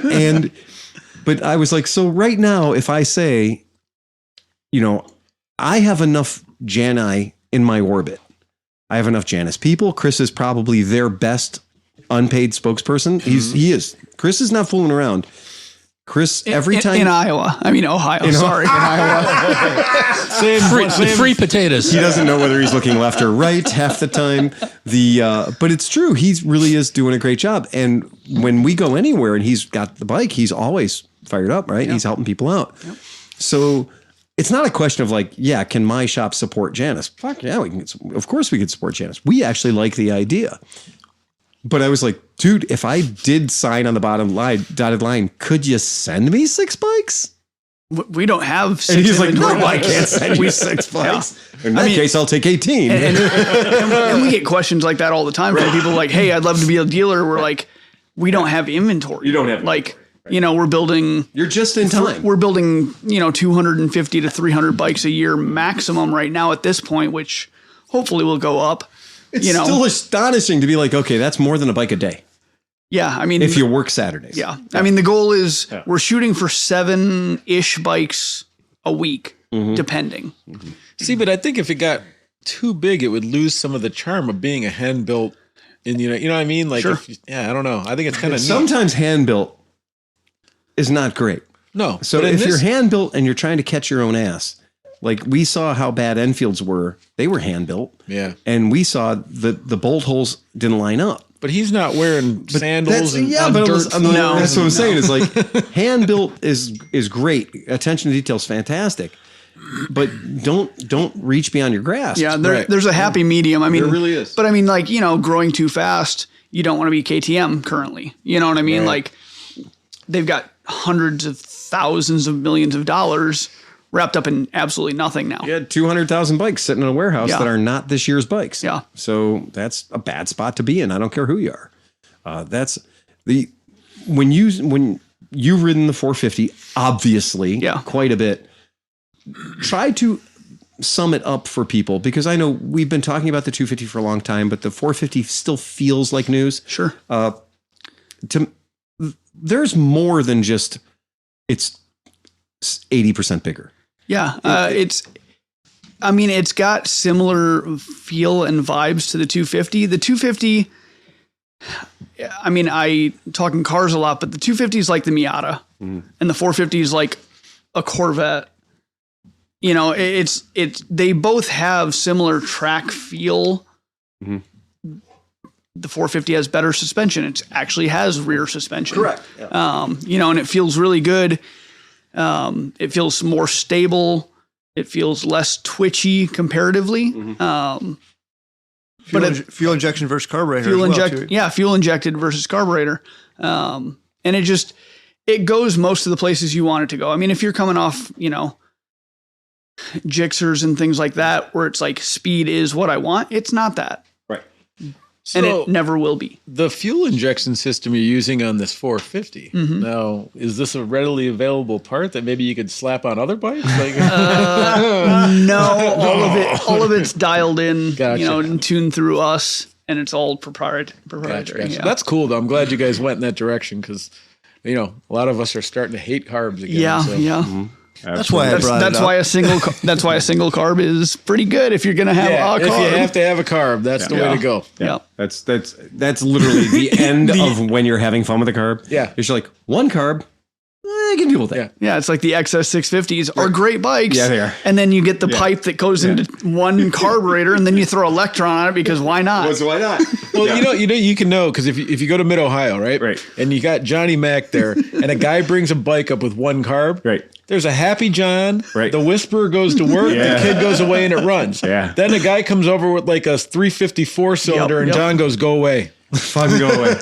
Because you know what? You'll never have more than one carb running perfectly at any one time. Right. Because until you're on the bench and you can do the work correctly, all you're doing is chasing the problems of the carb next to it. Yes. Mm-hmm. So you're just sitting there going, okay, the best I can hope to do is make all of these mediocre. As bad as the rest of them. Right, exactly, right. You might have one shining example of a carb doing the work of the other three. Yeah. And you're like, this bike runs like shit. And meanwhile, you're like, you nailed that one carb. You had that one carb so perfectly, but the rest of them are just shit. Yes. And you won't know that until you get home. And until you get home, and anything you do too, you're like, oh, that one's running rich. I'm listening. Tell me how you know the number 3 is running rich. I'm waiting. Well, there's moisture coming out of the pipe. Dude, those pipes are all crossovered. Those pipes and it's raining. All have crossovers. Well, that header pipe on that one's a little bit of a different color. Okay. I'm still listening. Yeah. Right? Tell me again how you can tell me which one of those 4 carbs are running bad, because I think they all are. Yeah. Oh. And I'm pretty sure my vote is going to be with they're all running bad, as long as there's more than one and they're carburetors. Yeah. So You know, if your Jaguar has 6 carburetors, you have 6 bad carburetors. Right. Yeah. So on the Janus with the new stuff, you have the scrambler, like the 450 scrambler. So we just launched the very first production 450 Janus Griffin scrambler. Okay, that looked really cool. Yeah, it just came out. We prototyped it and did a race bike based around it. And launched that at Sturgis last year. How did the interest had to be pretty big on that, huh? Interest is pretty big. Yeah, it was pre-sales were very similar to the 450 Halcyon, so that's been good for us for pre-sale and things like that. It's one of those things where being a small company, you always are like, hey, you pre-sell and you say, this is when we're hoping to have it out, but it always takes longer. Sure. You know, I mean, there's roughly 25 to 28 of us in an old laundromat. So it's like, everything is like, okay, well, if you want this done faster, you just either work more hours. But how cool is this? Option. But how cool is this? The people that are waiting, like they're waiting for you to build it in the United States. It's not like on a boat waiting to get here or something. Yeah. That's pretty cool. Yeah. Yeah, the beatings will continue until morale improves. That's all it is, man. It's just like, we need to up production. Where there's a whip, there's a way. Because there is no, like, you're building a motorcycle with your hands on a bench. Yeah. No shit, man. So Kyle, did you have plans on Saturday? There's 4 stands. Well, I mean, I worked last 4th of July. It was like, hey, fireworks don't happen till the evening, right? You're like, all right, but I'm drinking beer all day. Of course. I was like, it's the weekend. That's non-negotiable. One of by far the most common things that happens, because we did say there is a target audience for this motorcycle. For sure. And the target audience for this motorcycle is also the target audience for sidecars. There is a 100% crossover. Yes. Every fucking Janusher I've ever met has always been exactly 2 sentences away from, you put a sidecar in it, right? So Texas Sidecar Company is doing a hell of a job, because some of the early ones, people were using the sidecars we get from India. And they were putting those sidecars, which are, they're called from a company called Cozy. They're basically a copy of the old Stibe sidecars, but, plastic bearings. Oh, you think that's odd? You think that's weird? Yeah. Is that odd? Plastic bearings? You've never seen plastic? Bushings or bearings? Oh, my friend. Bearings. Where a bearing should be, they've put plastic. So yeah, they look like pellet guns. Dude, like the white. They are garbage. They are hot garbage. I thought you were joking. No. That was like the joke. And the joke, but the joke is, in a place where anybody else on this planet would have put a bearing, they put a cone of plastic. In a place that literally you, me, him, anybody here would be like, I'm putting this rotating wheel onto this fixed axle. I need at least a bearing. And they're like, no, 2 semicircular pieces of plastic will work just fine for like until they melt together. Yes, until they literally bond together. Oh my God. So again, we go back to India, talking about like, there's the way it comes to you in the box, and then what you have to do to be able to use it. Sure. And there's a whole list of, if you're a sidecar person and you order these things and you buy these things, there's also a dark web of part numbers that you order to replace the items that come in the box from India with actual bearings that you need. But so Texas Sidecar Company, though, does have a certain affinity for spending money. Yeah. So this shit ain't cheap. So we always joke, like, you want a Vespa on the side of you want a Vespa with a sidecar. The sidecar costs as much as the Vespa. And this is what's going on here. You'd never believe how expensive something could be that doesn't have a motor. You're like, it's a tub, 1 wheel, 4 inches of axle, and then tubing, and 1 shock absorber. How expensive could it be? Well, my friend, stand back. Because you guys are painting them too, aren't you? No, they're painting them themselves, but they're paint matching them. Are they doing a good job? Yeah. I mean, I've only seen 2. I've seen the blue one you had pictured. One here we have up here. I've seen that one, which was the first one. Yep. They brought that up to the rally last year. And then Pete, the guy with the orange bike. Yeah, orange bike. He's got 50 some thousand miles on his bike in 2 years. He just got back from Texas, brought it up to us, and he's doing a service because he's going to try to take it down to Daytona. Oh, so he has an orange one with sidecar? Yeah. Oh, I So didn't he's see got that the one. orange 450 that he just put the sidecar on because he wants to be able to take his dog around. Proof that I said it's only 2 sentences until they have the bike, and then they're putting a sidecar on it. But he was like, well, I want to put 50,000 miles on it without the sidecar first. Just to prove it. And then he ordered a Griffin 450 so he can ride it around without the dog. Yeah. I love that. And I love that whole thing about like, I'm going to ride it for 50,000 miles to make sure it's okay for the sidecar. In 2 years, but I'm not going to ride it in the winter because I'm ice fishing. I'm busy. I just think that's so hilarious. The Flying Dutchman, when that bike was out and around, that's got an Indian sidecar on it or a Stide, thing. But you can see when you look at the pictures of it, the sidecar seems to be much higher than it should be, and it is. It looks really weird. Yeah. This is the old 50cc.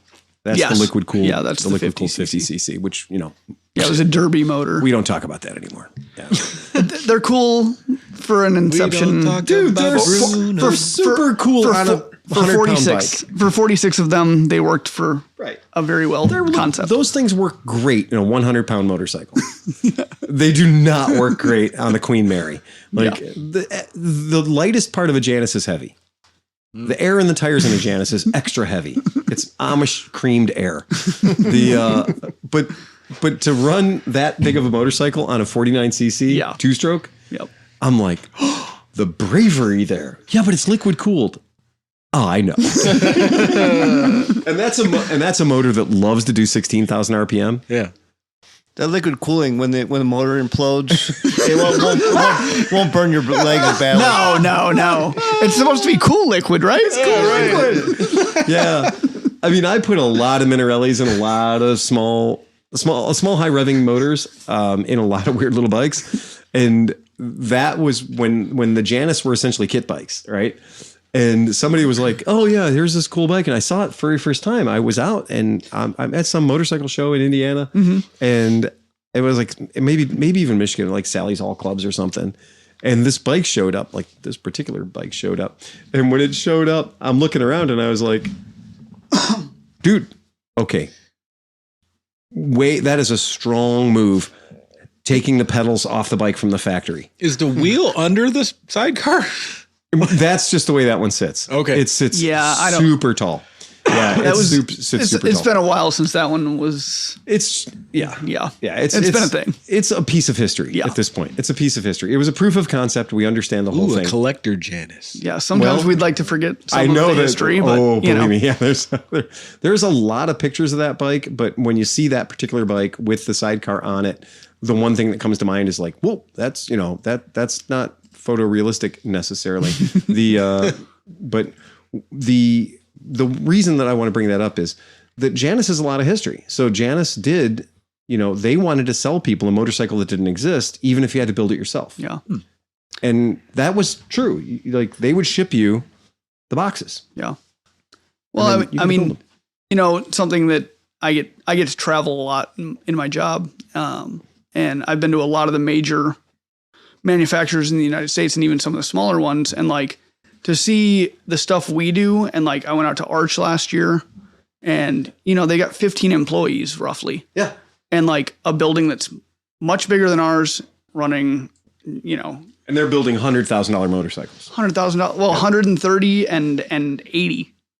Wow. Like those are the two levels. Two levels. You can arch two ways. Around there. Yeah. You can arch at 80 and you can arch at 130. Does Keanu Reeves like sit on each one at least? I think that he does a lot of the testing. Okay. Once they're done, I know he usually rides them. Yeah. But and they're doing incredible stuff. And like I got to take a tour of it and it's really premier stuff. I mean, it's top tier. It's amazing. I get to travel quite a bit for Summit, and like I get to go to a lot of these smaller, not small, but small-ish parts manufacturers, like specialty racing things. And it's crazy. You walk into a building that's like you wouldn't think would be much in there, and there's like 17 $500,000 CNC machines just cranking parts out. And it's like wow. Well, and most of their stuff is billet. I mean, and the waste bins alone are more money than we have in a week. Yeah. A week's worth of stuff. Yeah. Like for production. Yeah. And they're cranking out. They produce about 25 bikes a year, which is crazy. And then I come back to this small little Amish esque shop laundromat, and we're cranking out 300 bikes roughly. Yeah. So it takes all sorts in the motorcycle community. And you know what? And it's all about what you want. I bet you your Janus bikes get ridden a lot more than most of the Arch motorcycles. For sure. For sure. I mean, and that's not taking away from their bikes at all. I'm just saying that at that price point, you got collectors and maybe a crazy guy that's riding one. Sure. You know what I mean? Yeah. Question: are you guys still doing that that entry level pricing scheme for the 250, the Halcyons and stuff, where you can kind of get a stripped down? Sure, like the Origin model. It's something similar to that. I don't know exactly what the game plan is for 2025. I know that they were doing some sort of baseline. Because I know that idea of making that bike start at $69.95 took a lot of the teeth out of it. Like a lot of people were like really offended. Like, oh, this motorcycle. What do you mean 10 grand for a 250? Yeah. Well, okay. We have the base model. Yeah. We have something that is a Halcyon. It is a 250. Sure. But then it leaves a lot of room for you to pay as you go. It's a blank canvas. Yeah. And that's the thing. I mean, most of the people, I just dropped a bike off this morning in Pennsylvania to a guy, and he's got 5 of our motorcycles. He's like, I didn't need another one, but I want to show it off. Yeah. And I wanted one that was completely kitted out with everything I could possibly get on it on a 450. And like, at the end of the day, most people don't complain about the upgrades when they get them, because they're like, man, they get it and they're like, oh, I wish I would have this. And then they're calling us, and then it's costing them more money in the long run, instead of just getting it up front, what they wanted. And that's kind of the beauty of getting it. Yeah. And I think that for the idea of once you own this thing and it's under your body, Chris is a good example. You've added a lot of things to your bike. There's like, I was looking at it the other day, and I had a guy come in the shop and we're bullshitting around, and he's like, is that the way the thing comes from the factory? And initially I was like, yeah, because then I went, well, no. I mean, okay. The Earl's Fork is the way it comes from the factory. The rigid hardtail is the way that it comes from the factory. The leather and the tank. That's how it comes from the factory. The slappy fish tail on the exhaust. Yeah, but I'm like but all that stuff is extra. Yeah. So like the seat that Chris has got on his bike is not how it comes from the factory, right? That's a better seat. Sure. The luggage bags he's got are the heavy duty, awesome, heavy leather Amish bags. Like they're really good. The stitching on them is impeccable. Like that stuff is extremely expensive if it was a shoe. Yeah. Right. But the fact it's a saddlebag, it should be more expensive. So when you look at your bike, you can literally sit there and go, Jesus Christ, the money adds up fast. Where you have not had a bad experience adding things to your bike. It's been part of the experience. Right. Yeah. So I actually understand the idea of somebody coming in and going, oh yeah, $69.95. Sure. Because at $69.95, that is a really small sin now. Now you're going, well, wait, that's a 250 and it costs less than Vespa's 300. Sure. Okay. All right. I'm in. But the hard part in my mind is like people that modify things always modify them. Oh yeah. No matter what. Like you go by, you look at all the diesel guys out in the truck world that buy $100,000 truck, and within the first week they're putting wheels and tires and exhaust. And there's a reason the side-by-side industry has converted all of my friends that had motorcycle shops into side-by-side shops. Because there's money there. Because it's just a thing you hook money to. Yep. Right? It's a much bigger curio cabinet for your shit. Sure. I didn't even I had no concept of the amount of money that goes into those bro dozers. But like we were doing something at Summit, and we had the guys that sell the Dana axles came in. And so they brought, it's not even the 44 now. It's like the Dana 60 or some shit. It's like a 1-ton fucking super off-road axle. So I'm like, oh, that is pretty cool. And they're giving us all the features on why you want to run it. Oh, okay, cool. Well, how much is an axle? Like 25 grand. Yeah. I'm like, oh. And that's the thing, bringing it back to motorcycles. Like it's the same thing on a smaller scale. Right. Yeah. And like you got to have an entry point. Right. But the people that complain about the price are usually the people that aren't buying regardless. That's exactly right. Like not always. Yeah. And sometimes it's just too expensive. But it's like Amazon has killed us with like we run free shipping a lot of times, and not always. But I'm like, man, I got to take this to California. It's going to take me 4 days to get there. Offering free shipping all the time is not beneficial because it still has to get there. And now you're not building bikes. And some people get that, some people don't, because we live in an age of Amazon. Yeah, it's absolutely. This is a uniquely American experiment. Yeah. The Janus motorcycle is a very, very American thing. And it's a thing that's fun to ride. It's a thing that, I'm not telling you that this needs to replace your 400cc, your little Triumph 400 you just got that you're going to run back and forth to work for the entire college career. What I'm saying is this is for the guy that's got some extra cash laying around, and maybe he wants to just have one cool old looking bike. It's kind of like the 55 Chevy of motorcycles in your garage. And it's different. Like people, you can have a cool, or you could have any like standard truck that costs you $100 grand, or you can have a 55 Chevy that you drive occasionally, but everybody's coming up to you at the gas station. Yeah. Well, that's what I was going to say, Smith. Every time you stop, how often can you stop for gas and just get gas? And never. Right. But the thing is that people come up and say, Jesus, what is this thing? Yeah. How old is it and stuff like that. And what Janus does nicely is I've got a saddlebag filled with brochures and stuff like that. They do. And I just say, give these guys a call, talk to them, see what you think. And two, if you're ready for a lifestyle change, this bike can save you thousands of dollars on Grindr. Oh yeah. You will meet more old men. Yeah, the second you pull up in front of Ponderosa Steakhouse on this thing, you just met all the guys that are in your age group. They're in your price point. It's perfect. I rode his bike to Aldi and back and got stopped 5 times by guys in traffic waving me down, honking the horn. Where can I get that? Now, hold on. Let's be honest. Yeah. You gotta be scared. Wait, the guy that goes, I used to have one of those when I was a kid. You're like, are you 130? Like, but I'll say the last time that I stopped, I was over on Pearl Road at a Sheetz, and there were 2 fellas on Harleys that were under 40 years old, probably 30s. And I said, yeah, sit on it, throw a leg over it. And those guys, wow, that's so light. And boy, it feels so good with those bars and feet up and stuff like that. So it sells to the guys that have the big heavy bikes because they just can't believe how light it is and how maneuverable it is. The other thing I want to do a shout out is to Devin Beek and Moto Cult. Talk a little bit about what Moto Cult does. I'm going to throw this picture up real quick because this is in our natural environment. There's barrel racing. Yeah, so that picture is Richard Worsham, the owner of Janus, and Devin Beek, the founder of the former Devin. Yeah, Beek. well, yeah, he's co-founder of Janus originally, and then he owns Moto Cult now.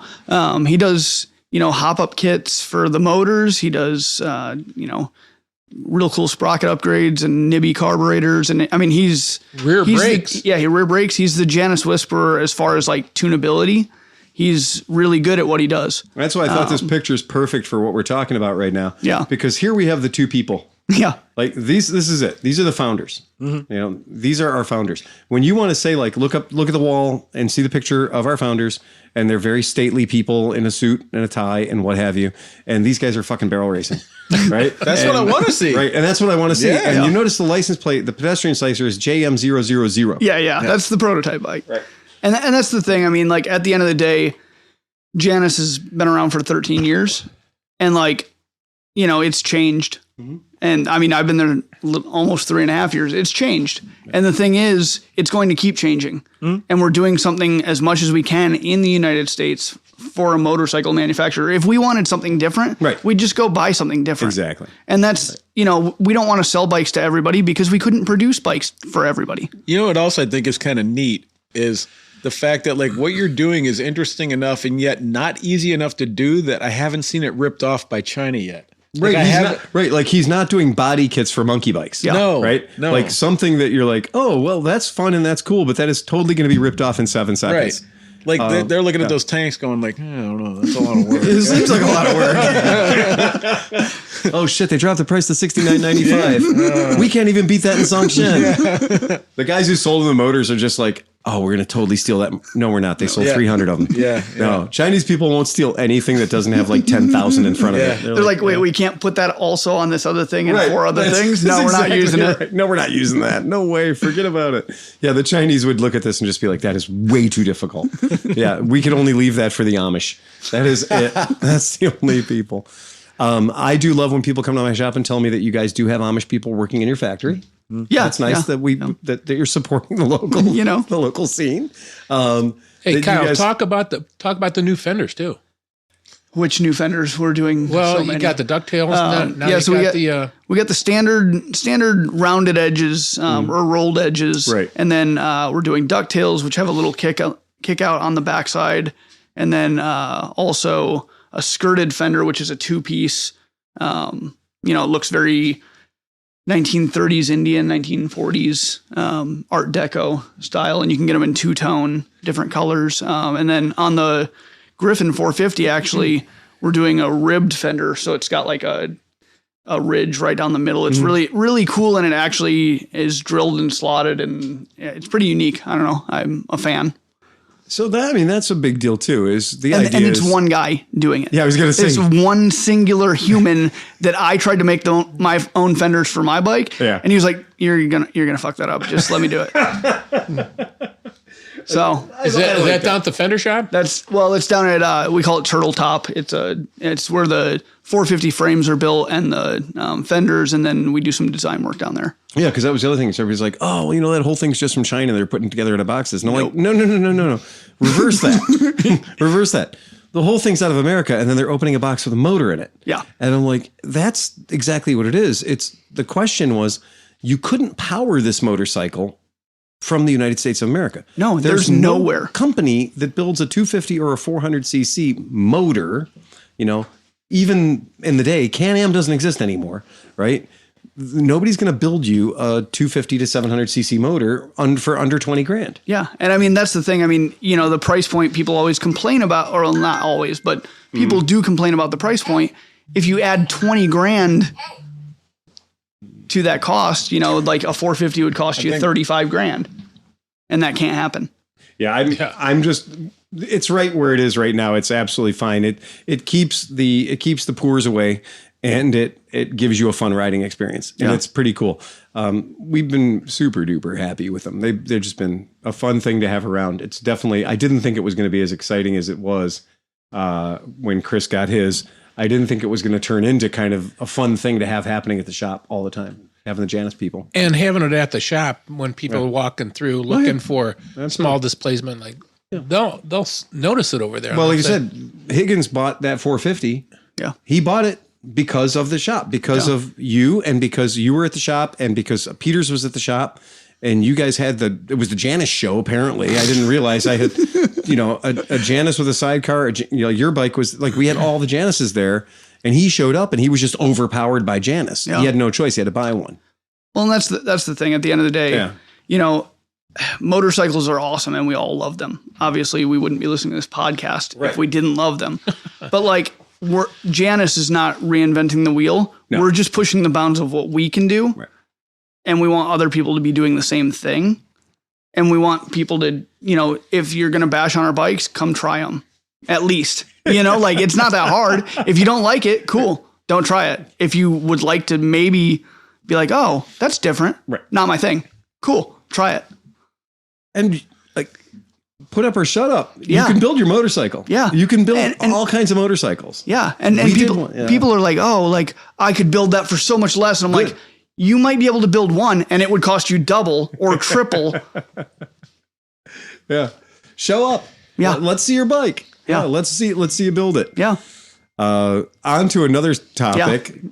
I think we're going to go moving right along. About the speed of a Janus 250. Yeah. So we are live on recording, but Tom's internet has stopped functioning. Oh, really? Why is that? Weird. I don't know. It just disappeared. Oh, really? Yes. That's weird. We are no longer on our live stream, and that's why your phone is bizarro. Oh, that's kind of weird. Yeah. So, Tom, I don't know why your internet quit working. Well, I'm still connected here. Okay. It couldn't handle the stream anymore. It wouldn't do it. All right. Can we reconnect? Is that I'm working on it. All right. Yep. And that's something. I guess that's something that we might have a problem. Yeah. Oh wow. Sean Knoll said the internet died. Yeah. Yep. That was 2 minutes ago. So we will do our best to restore it. Let's find out if we can make that happen before we get into the next topic. I don't want to throw in all the bandwidth at this thing at the same time, but. Yeah, mine's still showing that there's some Wi-Fi around. Well, yeah, it's connected, but it's 8 bits per second. Oh, goodness gracious. Okay. If your device, okay, I'm just going to say this right now. If your device is on the Wi-Fi and it doesn't need to be, shut it off.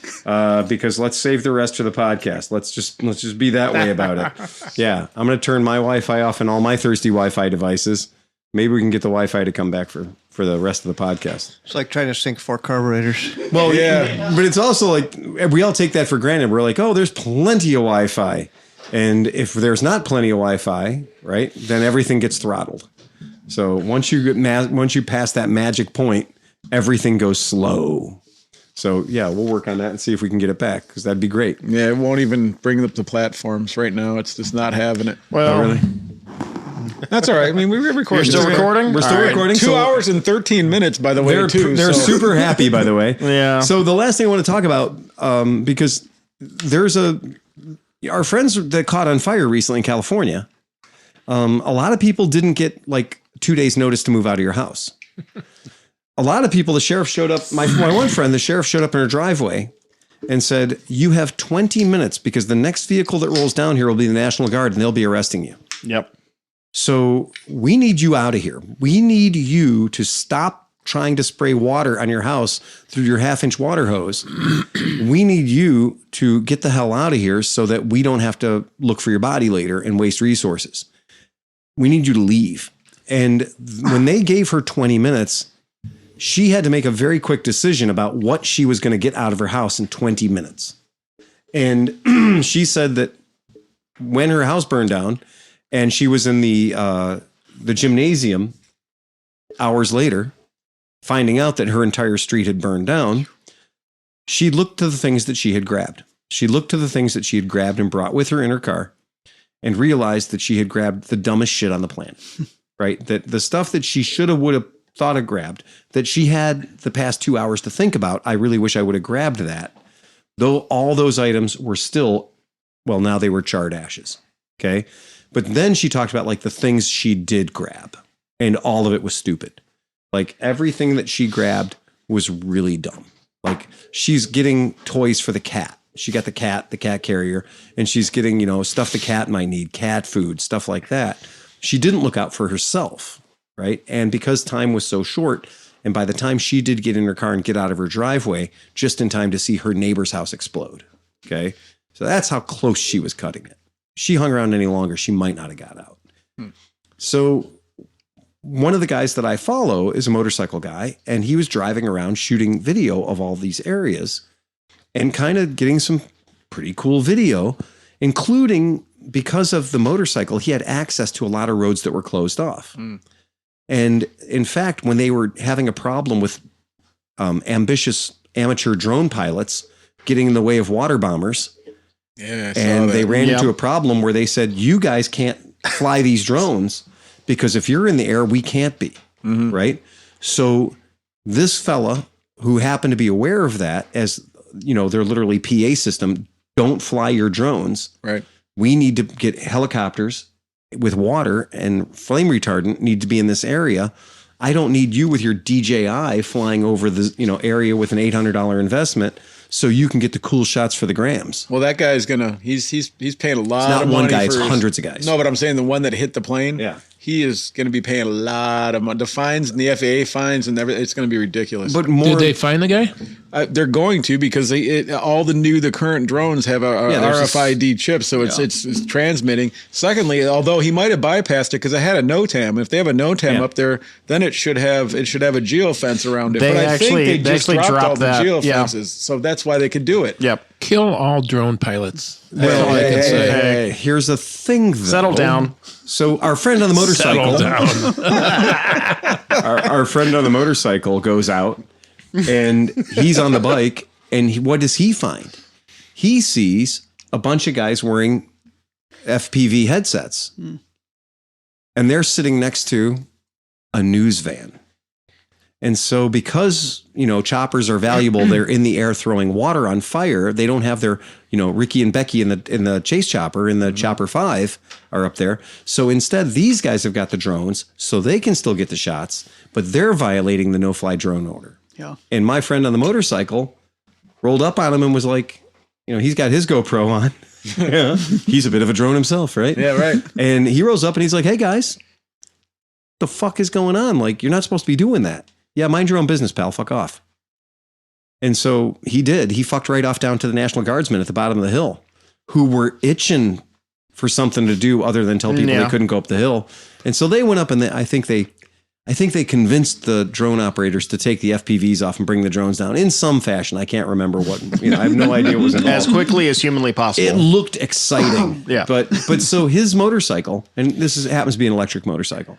So his motorcycle gave him the ability to do a couple of things. It gave him the ability to unass the AO, as we used to call it in the military. He unassed the AO in the most Ricky Tick way possible.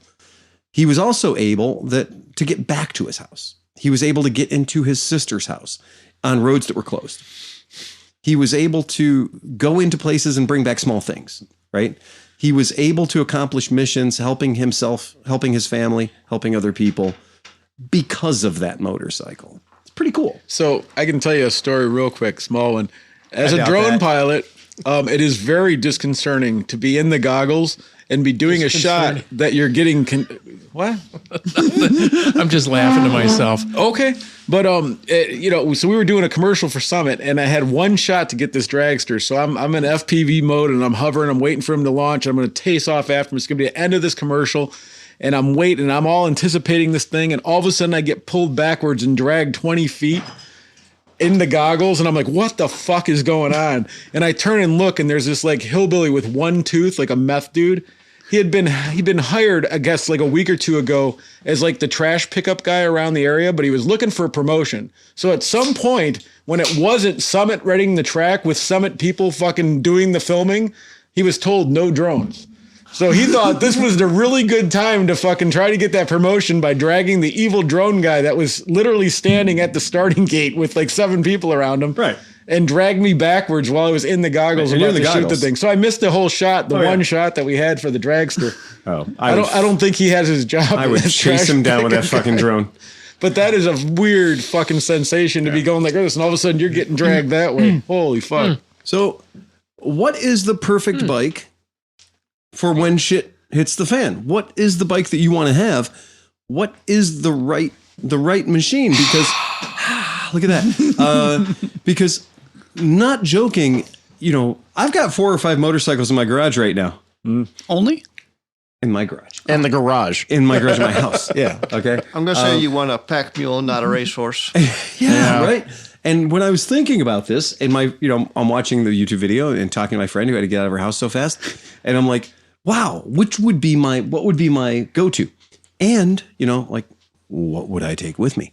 So part 1 of the challenge is what is the bug out bike? Did anybody figure out what is the bug out bike? What is the one that they think would save their lives? I think Pete knows. I think Pete has an answer. Go ahead, buddy. What he would answer. Your bike. Follow me, please. Pete. Yes, Unky Phil. I would prefer something like a TW200. Ooh, yeah. Maybe even the Hunter Cub, but I don't think the Hunter Cub's probably got enough oomph. But like I said, a pack mule. Pack mule's a good idea. Yeah, I don't want anything tall or heavy or high strung. I want something I can tractor out of there. Like a Rokon. No, not that. No, that's a little. It's telling him earlier. Fucking Rokons, dude. You get that out of your system in like 7 minutes. I think TW200 is a sweet spot. You can put whiskey in the side of the wheel, man. It's got 2-wheel drive. Nobody ever asked for that. Christinini or whatever. What is his name? Christini. Christini's, yeah. He asked for it, but he did it right. The Navy SEALs got those. Yeah. And the Navy SEALs got them. And again, our military is not friendly with gasoline on the battlefield. Just going to say, because gas is like fire right by your testicles. Right. The kind of the story among the special forces guys were like, yeah, man. So they gave us these motorcycles and we thought that's going to be great because we're going to sneak into this area. It's going to be awesome. And we're going to ride in there. And it took bikes were 2-wheel drive and that shit's weird. It took us some getting used to. Even the guys that knew how to ride motorcycles were kind of, fucked up by the 2-wheel drive thing, but it's okay. We got the bikes, had a good time. And we were going in there and then, realized that, the normal way we do things, you don't know we're there. And that's a big part of what we do. Yeah. It turns out motorcycles are kind of like, hey, we're over here. Yeah. And he goes, and then he goes, then everybody wanted to shoot at us. And I just love the line, and then everybody wanted to shoot at us. Because that's true. Silent is great. Like, not getting shot is super. And if people aren't aware of your presence, the people that do the shooting, you're almost never going to get shot. Yeah. So the best thing is to just be invisible, not there. And I think like the opposite of a big, heavy, Daryl Dixon in The Walking Dead had a loud motorcycle. Who in the fuck thought a Triumph chopper in the zombie apocalypse was a good idea? And then they gave him a new motorcycle that had 4 carburetors. Again, it just comes right back full circle. Because we all know how good old gas runs in a carbureted bike, especially like a zombie apocalypse. You're just dealing with who knows. They hadn't refined a pint of gas in the entire show. Yeah. I think I almost made it into season 2, and I finally went, I would just kill all these people myself. Fuck the zombies. Tom, I have a feeling that they would have had taken care of you. No.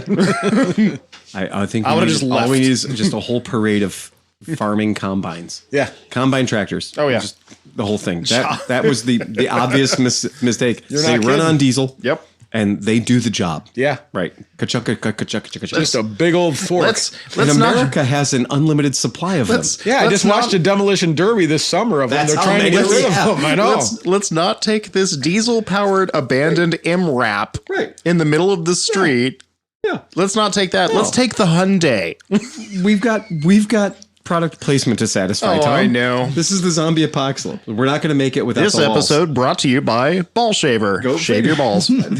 But so your idea, I agree completely. I think TW 200 is the move. Yeah. You can strap a bunch of shit to it. Yeah. Low seat height, stable wheels, And if the tires get flat, it only reduces your speed by 40%. Yeah. You can put grass in there. Like you can just do anything with those fucking bikes. They're hard to break. They're like straight up hard to break. Or maybe like a DR200 SE. Yep. Yeah, I would think, I don't know about the big, I used to love big tires, like the vans and stuff like that. But I'm thinking like, if you're getting chased by a lot of people, you're going to want a little bit of agility and a little more oomph. Well, again, this is a shit hits the fan bike. Sorry about that. This is a shit hit the fans bike. This is a bike that is literally to get you away from the house you're no longer allowed to be in. Because when it comes to bug out or bug in, I'm always going to say bug in. That's just me. You can worship at your own church, prepper, right? I got that. If you want to FUD hard, man, I don't care. But where I'm coming from, this is the motorcycle for when somebody says, your house might not be there in 30 minutes. Well, that's what I'm because saying. that's happening. So, having been in this situation, Right. because of a certain hurricane in 2005, Right.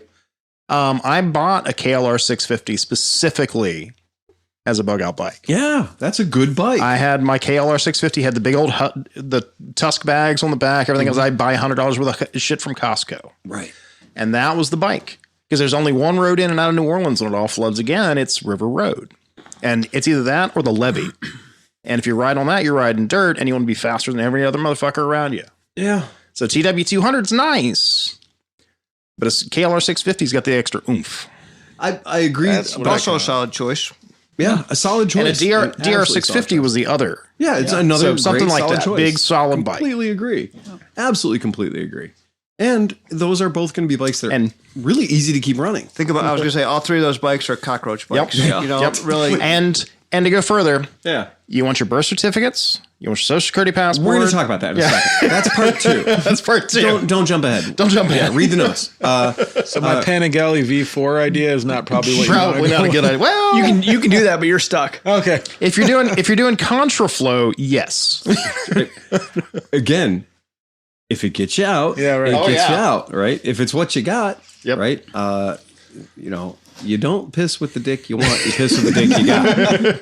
That's how it works. So I think there's that thing. I think there's that trend. Because Meckelfresh and I were going, he got a little deep on me. And this is the perfect topic for Hoffert. Because he started talking about EMP resistance. Oh, yeah. And started something like that. And I'm like, dude, no, don't do that. This would be a 13-hour podcast if God. Alfred was here on that. Don't do He'd that. get weird. He'd start telling us about shit we don't know about.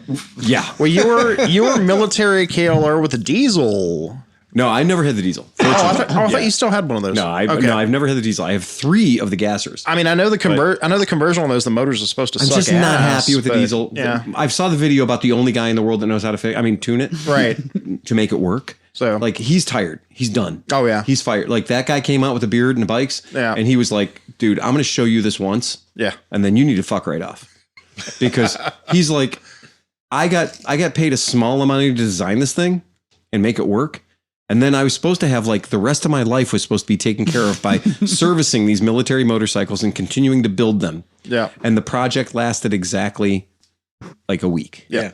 After he put all this time and energy into it and all the whole life savings went into this thing, he's got to be, like, heartbroken every time somebody calls him and goes, "Hey man, I bought one of these military surplus Kawasaki diesels. I found the guru. And I've got it, and they gave me your name and your number." Yeah, go fucking die. Because I took loans out. Yeah. Where I was going to build these motors, and I built 7 or whatever the impossibly small number of motors they built for those things. Yeah.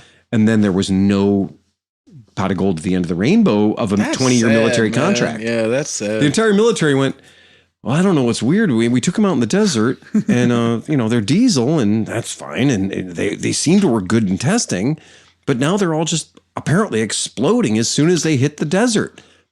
No, military people don't want to be riding motorcycles when people are shooting at them. Yeah. See the conversation we just had 10 minutes ago? Everybody with a Revolutionary War black powder rifle that's out in the desert sees that motorcycle going with a across 40-yard range. and I swear to God, they all just turn into Tusken Raiders, and they're all just like, and take that one shot at you on your diesel-powered Kawasaki. The one that I've got has a 12.7 millimeter bullet between the frame and the case. And I was like, that's staying there forever. That is a war souvenir. Mine is peppered with shrapnel on the side, like grenade shrapnel down the side of the gas tank. Wow. And I know that none of it came from the bad guys. Oh, wow. It came from 19-year-olds who were like, "I'll be damned if I'm riding that across the desert." Yeah. It has no AC and no doors. It is a bullet magnet. Everybody that's got a Red Rider is like, "I bet you I can hit it." Because it doesn't, there's no intimidation factor. He's the golf ball collector at the driving range. It might as well have giant targets on the side. Yeah. Right? Because everybody who has anything that identifies as a firearm is going to take a shot at it. Right. Because they all think they got a chance. Our guys that were issued these things, I've talked to a bunch of them. They're like, "We couldn't get the oil out of them, make the top end seize fast enough." That's why I always laugh whenever I see one up for auction. They're like, "Rare, super rare, all the expensive." I'm like, no, fuck that. And it only has 17 miles on it, and it's got a hard top end seize. Shocking. Absolutely shocking. And yet there was never one taken out of there with any oil in it, because every single guy was like, "Your ass, give me an up armored Humvee or I'm not doing anything." Like, come on. I was there. You needed an SPF 1000 just to piss. Well, here's the thing too. Think about it. So, like, if you're in a Humvee and it blows up, guys get injured. But the guy that hit it, the one guy that hit the IED on the bike, there was nothing. They don't even know what happened to him. And what are you going to have that guy do? Okay, I'm going to tell you. I'll give you a minute.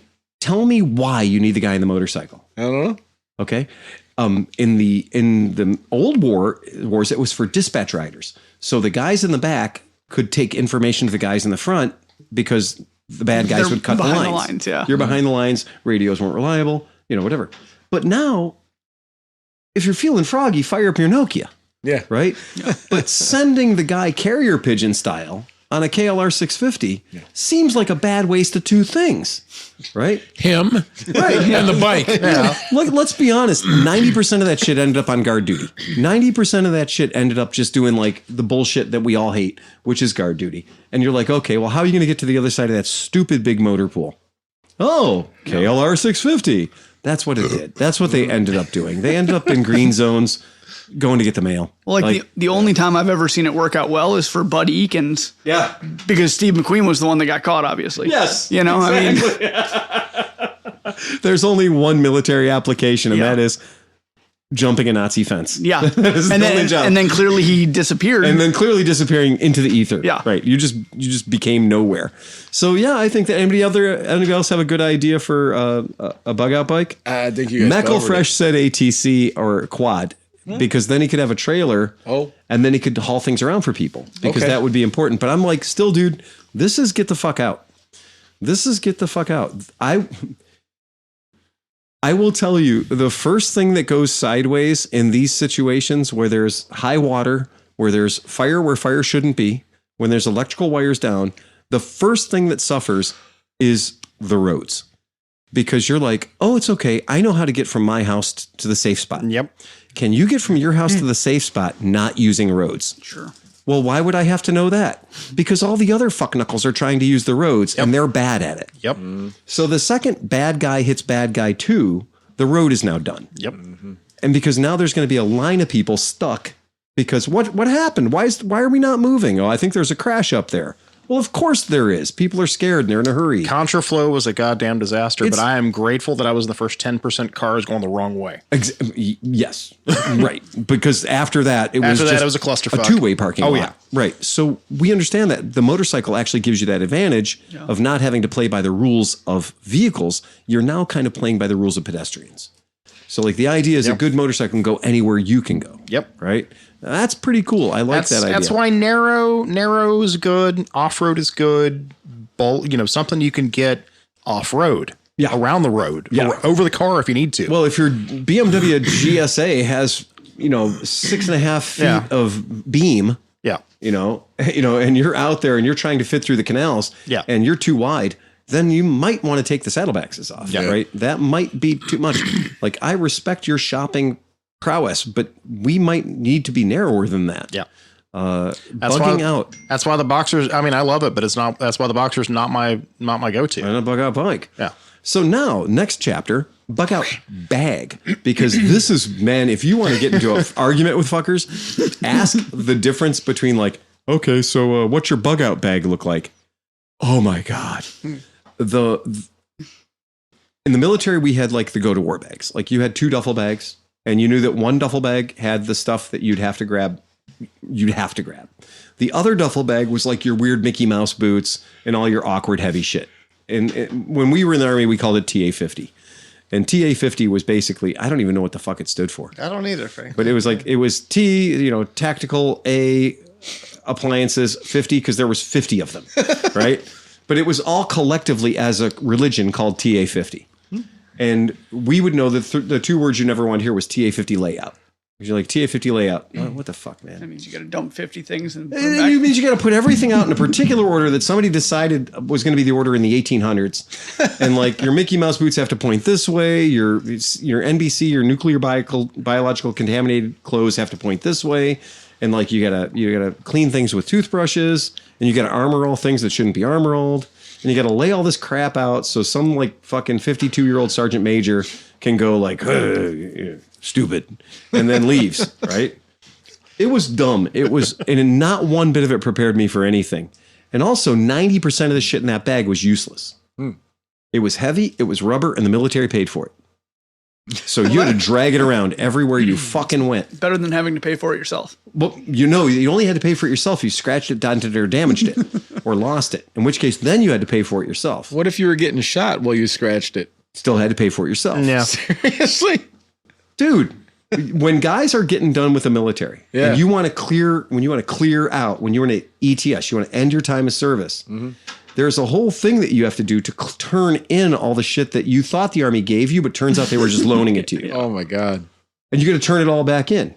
Even the shit you never used, but when you were 18 and you signed for it, they got one passed on you because they gave you the thing that was like damaged, dented, blemished, or bruised. And you were like, you're 18. I don't fucking know. I'm just going to take it. And then you realize 4 years later when you're trying to turn that shit in that, no, this is DX. You can't turn this in. What? But we'll tell you where you can buy one Does that affect your final paycheck? The dumb thing is there's a guy outside of every post on the planet Earth called Cheap Charlie. And Cheap Charlie, in every post on planet Earth where the Americans are, has secretly stolen or been pawn shopped every piece of American TA-50 that you'll ever need. You crush your Kevlar in some mysterious act of skullfuckery that you shouldn't have done, like let your Kevlar get between the hole and the turret of the tank like I did, and you ruin your Kevlar, and you're like, oh man, they don't even tell you that is a training, like that's a training damage, and that you can walk into S4 and you can be like, I broke this. And they're like, fill out this form, we'll give you a brand new one. They tell you these weird things about like, oh no, you're going to get an Article 15 for damaging government property. They scare you so much that you go off post and buy an illegally acquired black market Kevlar helmet that some other private like just needed beer money and sold his Kevlar to Cheap Charlie. And he'll sell you all the TA-50 you need to clear. So you can clear in like a day as opposed to going down and trying to get S4 or G4 to give you all this equipment that you suddenly in the last 2 days of your time at that base managed to realize was fucked up. Man, the way it sounds like Uncle Sam really values your service. He just doesn't want to let you out. Getting in's real easy. Finger up the butt, check your nuts. You're cool, you're in. Getting out, that is a whole party. Like, how long did it take you to ETS? Couple weeks. Couple weeks. No, really, it did. Because you had to go to the bank and close all your accounts and make sure you didn't have any outstanding checks. You had to go to the library and they make sure you don't have any books outstanding or library fines. He never even been in the library. Yeah. Well, no, but you had to stop at all these different places all around the They post. give you a folder. Yeah, and every one of them had to sign off that you were good to go. And turning in your equipment was one of them. Probably the hardest one. I managed to acquire quite a bit of extra gear during I actually had 2 complete sets of TA-50. Oh my God. One set was for guard mount inspections. Right. Yeah. And for TA-50 layouts. Right. And the other one was the one I actually used when we'd go to the field. You'd have your field shit and you had your dress shit. But that all came from somewhere. Somebody clued me in, right? Strategically, tactically relocating things. It's not stealing. But then they would come away, they'd have these welfare inspections where they'd come through the barracks periodically. And if they found any extra shit in your room, they knew that you had acquired it. We used to say we're not stealing it because it's just taking it still in the from army. one part of the army and just putting it into a different part of the army. Redistribution. That's how we justified stealing. Redistribution. Nobody needs 2 Mickey Mouse boots. Yeah. No. So if we steal one from that guy and one from that guy, nobody will be any the wiser. Yeah. Well, we didn't steal from each other, but I managed to acquire anything I needed in duplicate. We'll never steal from each other, but goddamn it, if Artie's sitting next to us, we're taking everything they bring. Yeah, if the Rangers show up, we're taking half their shit. Or if the supply room was open, I just go shopping, man. Okay, so what I'm going to talk about for a go bag is literally a go bag, a bag that you can grab. If you're hip to military stuff, we're going to call it a 3-day bag. So a 3-day bag is going to be something you could get into the carry-on. Like a backpack, backpack. not a duffel bag. Correct. Yeah, a backpack. Something you could actually put on your back and jump on your motorcycle. Gotcha. So we're talking about the aforementioned TW200. He's not going to keep that fully loaded and ready for bear, so to speak, at all times. This is just going to be a bag in the corner of his garage or in his bedroom or what have you that you can grab and fuck right off. So what kind of things might you put in that bag? Oh, I got it. Go ahead. Number 2, butane torch, 2 pounds of fucking nice kind bud, and I'm done. And you're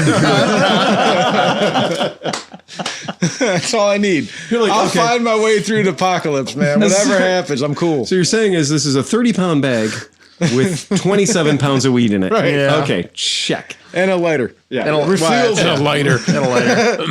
My friend says if I have cigarettes and coffee, I can get anything else I need. That's right. Yeah.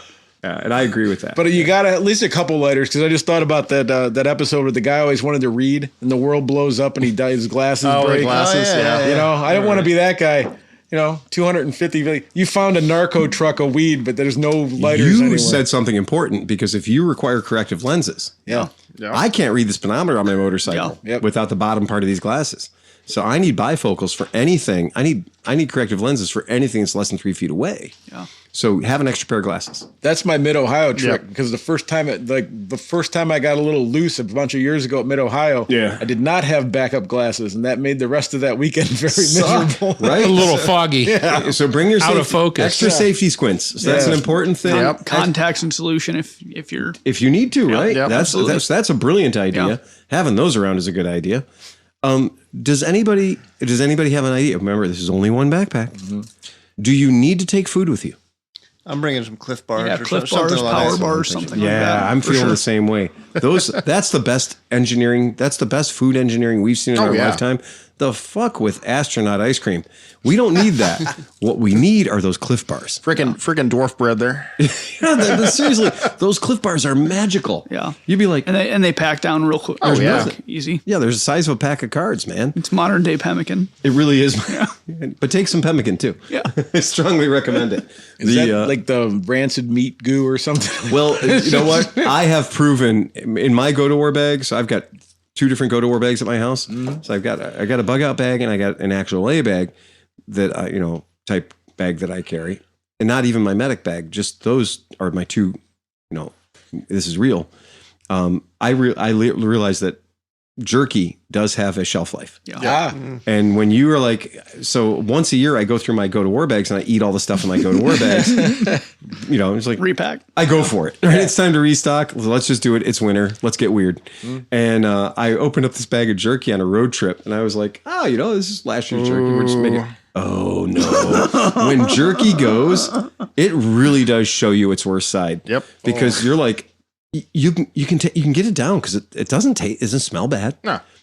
And it does kind of still work like jerky. You have to work a lot more at it, but then it's just sour in your stomach. It just makes you feel rotten. So please, then you have to open the windows. yeah, it is one of those things that it just triggers your body. Your body goes, something's inside of me I don't want inside of me anymore, and everything else goes with it. That happened in prison once.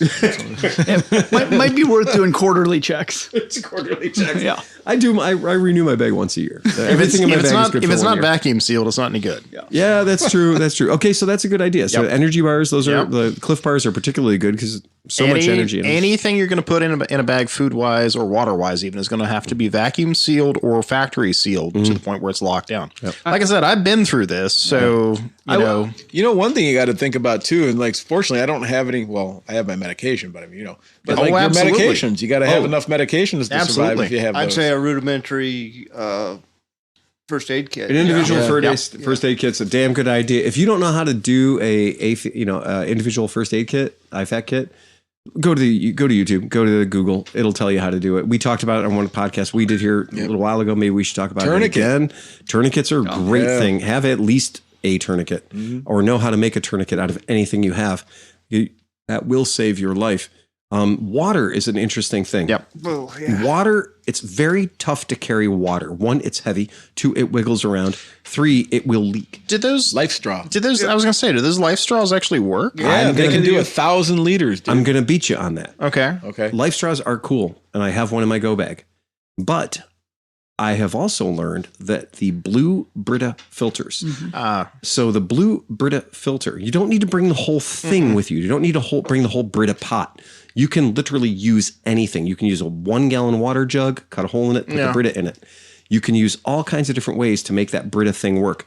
But that Brita thing will give you a month of drinking water. Well, I can't remember the calculation. There's a cap full of Clorox bleach to gallon or something ratio. Well, that's also a good thing. That's if you have to drink standing water. Yeah. Or if you have to drink water that has just been in a cistern for a really long time and you just don't want to risk it. But those Brita filters, the blue ones in particular, filter out everything, the lead, the whole deal. So that gets you a little further down than like guys that are like, oh, well, here's my piece of charcoal. I will engineer my own charcoal filter. The Brita's this big. The Brita's the size of 2 shot glasses. You're probably okay with one Brita filter. If you had to. One, yeah, you could boof if you absolutely. But like one Brita filter though doesn't take up a lot of room, and that gives you a hell of a lot of drinking water. Yeah. Whereas taking 3 liters of water, well, that's 1 day. Yeah, and think about the energy. Days. I mean, 3 liters of water is 6.5 pounds or something too. Yes, that's what I'm saying. Every pound you add on yourself takes energy. I mean, I would also say like a gallon Ziploc bag to put stuff in because stuff gets ruined so fast with water if there's any sort of we have in our bags. Yeah. In our go bag and in our go bag and our go to war bag, we have a whole bunch of 1 gallon Ziploc bags. And that's when you spend the money and get the real ones. Yeah. You don't want the economy ones. You want the heavier duty because everything you're going to be putting in there is something you really super duper don't want to get wet. Mm-hmm. And it's amazing how handy it can be keeping shit dry. Yeah. So that is a great suggestion. Other thing is if you're going to be doing that and you remember 3 days, you are going to need to drink something. Absolutely. You are probably not going to need extra pants. No, but speak for yourself. You're gonna laugh at this. Yeah. You're gonna laugh at this, but this is actually a good tip. Yeah. Orvis started selling at Costco.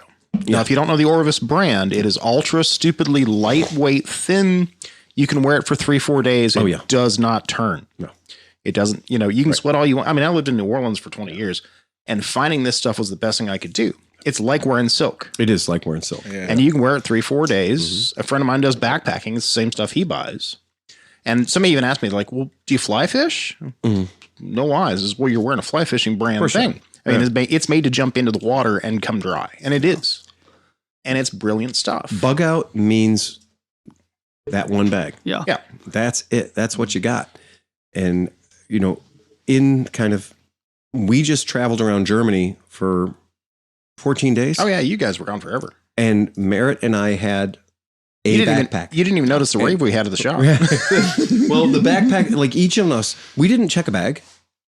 We didn't have a overhead storage bin bag and a carry-on bag. We didn't have a carry-on bag and a personal item. We each had one, what the military would call 3-day bag. Yep. Right.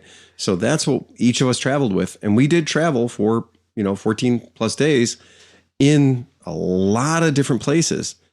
And we didn't need anything more than what was in that small ruck. Right. And it fits in every container. It fits in every overhead storage bag. And it was funny because you're like, oh, well, we're going to have to go to we're going to go check the hotel and stuff our bags over there because we want to go see this. No, you can just hump it. It's pretty lightweight. It's pretty cool. Our bags were both under 20 pounds a piece. Yep. So it's a real easy ruck. And for a 3-day move out, that is important. You got to have a way to start fire. Yeah. You have to have a multi-tool. If you don't have a multi-tool, you better fucking get one. Get to know it, figure out what it can do, figure out what it can't do. I don't care if you're a Gerber guy or a Leatherman guy. I honestly don't care what religion you are. But you get one and you have it and you make sure you have it with you. You need to be able to start a fire. You need to be able to fix anything that might be broken as best as humanly possible. Some duct tape. Fucking duct tape is a king. Yeah. Sharpie markers. Get a Sharpie marker and wrap duct tape around it.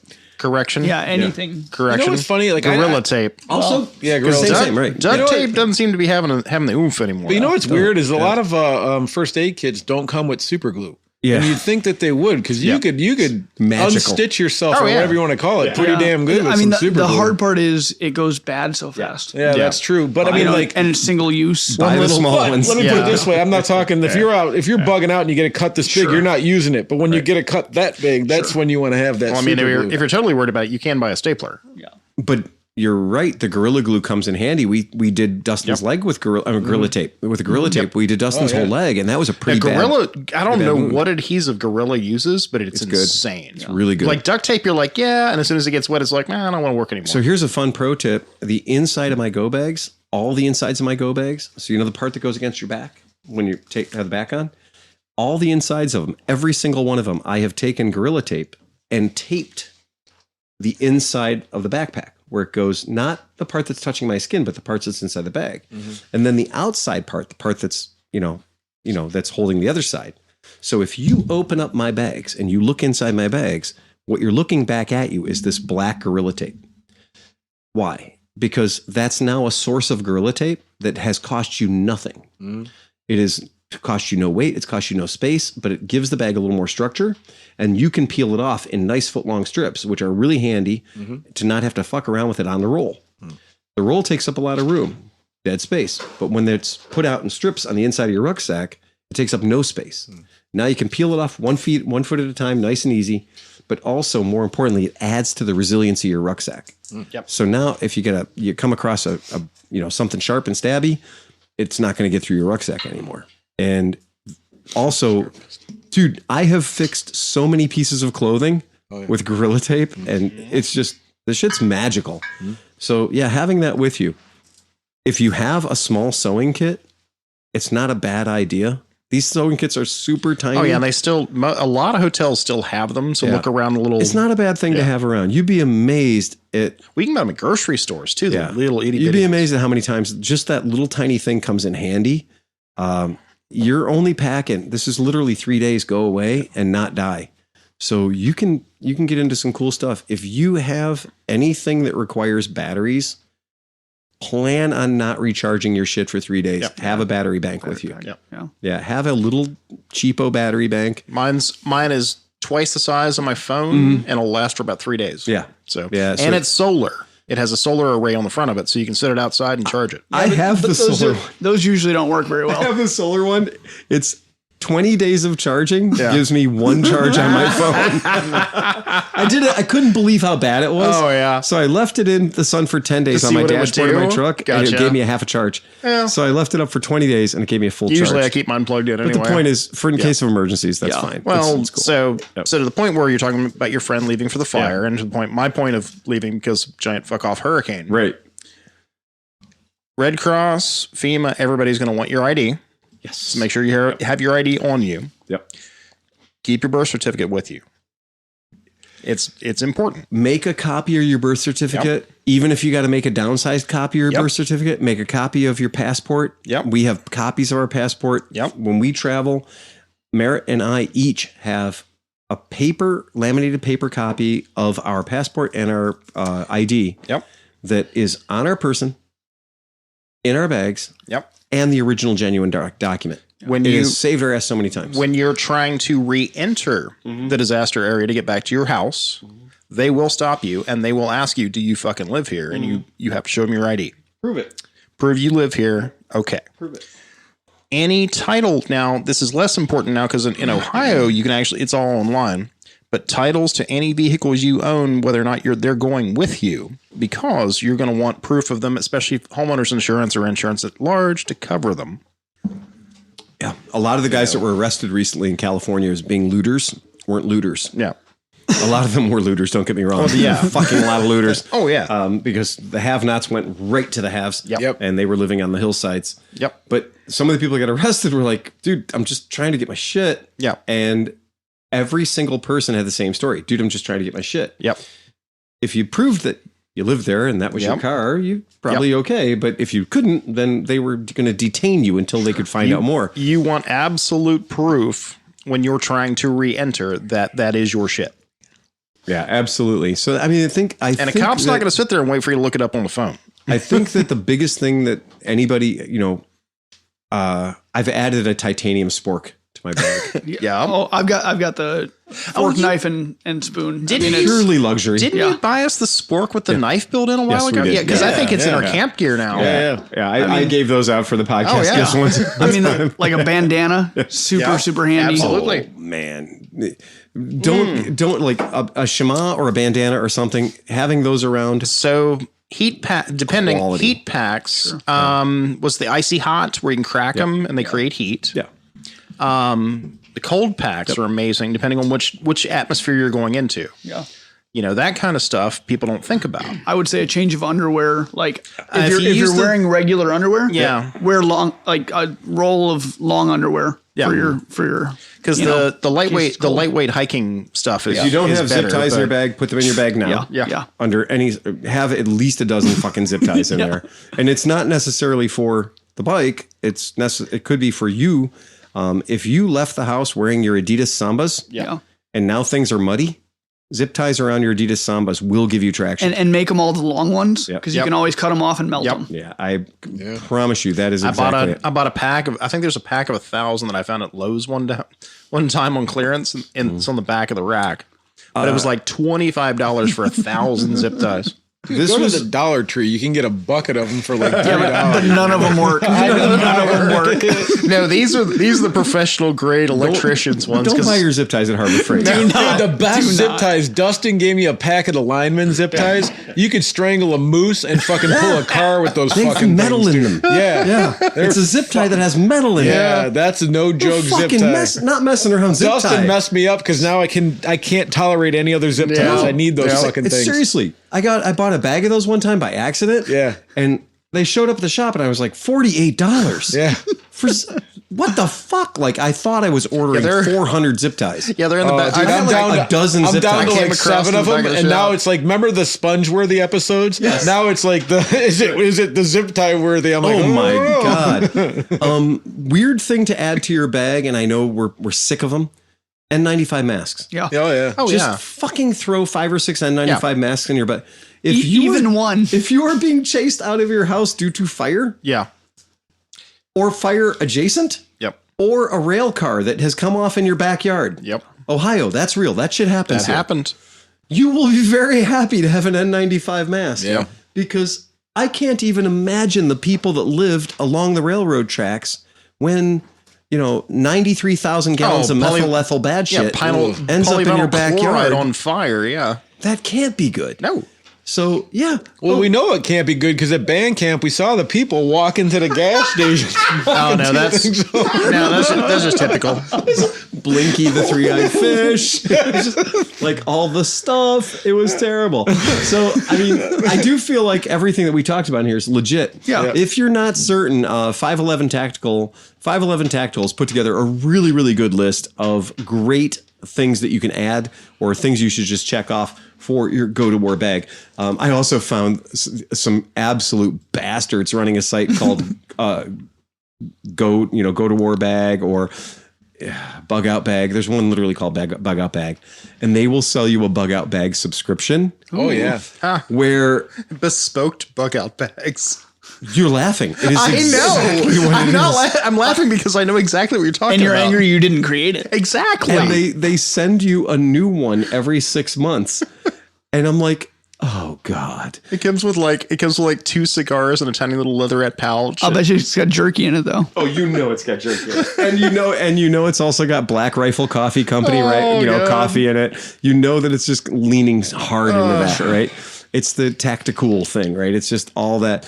And when I saw it, I was like, you're going to charge me $150 But every 6 months to send me a bag that I'm technically supposed to throw away in 6 months. But so the guys that are super into it like that, when the shit hits the fan, how do they even get out to bug out when they're so busy masturbating that it finally came? finally It's happened. finally here. Oh, I'm going to boog so hard. I'm going to boog harder than anyone's ever booged. And on that note, we hit 3 hours. This is a double banger podcast today. Right. Jesus Christ, Absolutely. man. Play us out. Holy fuck. Yeah, if you hung around for the entire thing, you get the special gold You star get the award. logo right on the face right there. Look at that. All right. That's it. So remember, folks, episode 491, Ride Fast and Take Chances. Play us out here, Stevie. Bum, bum, bum, bum, bum, bum, bum, bum, bum, bum, bum, bum, bum, bum, bum, bum,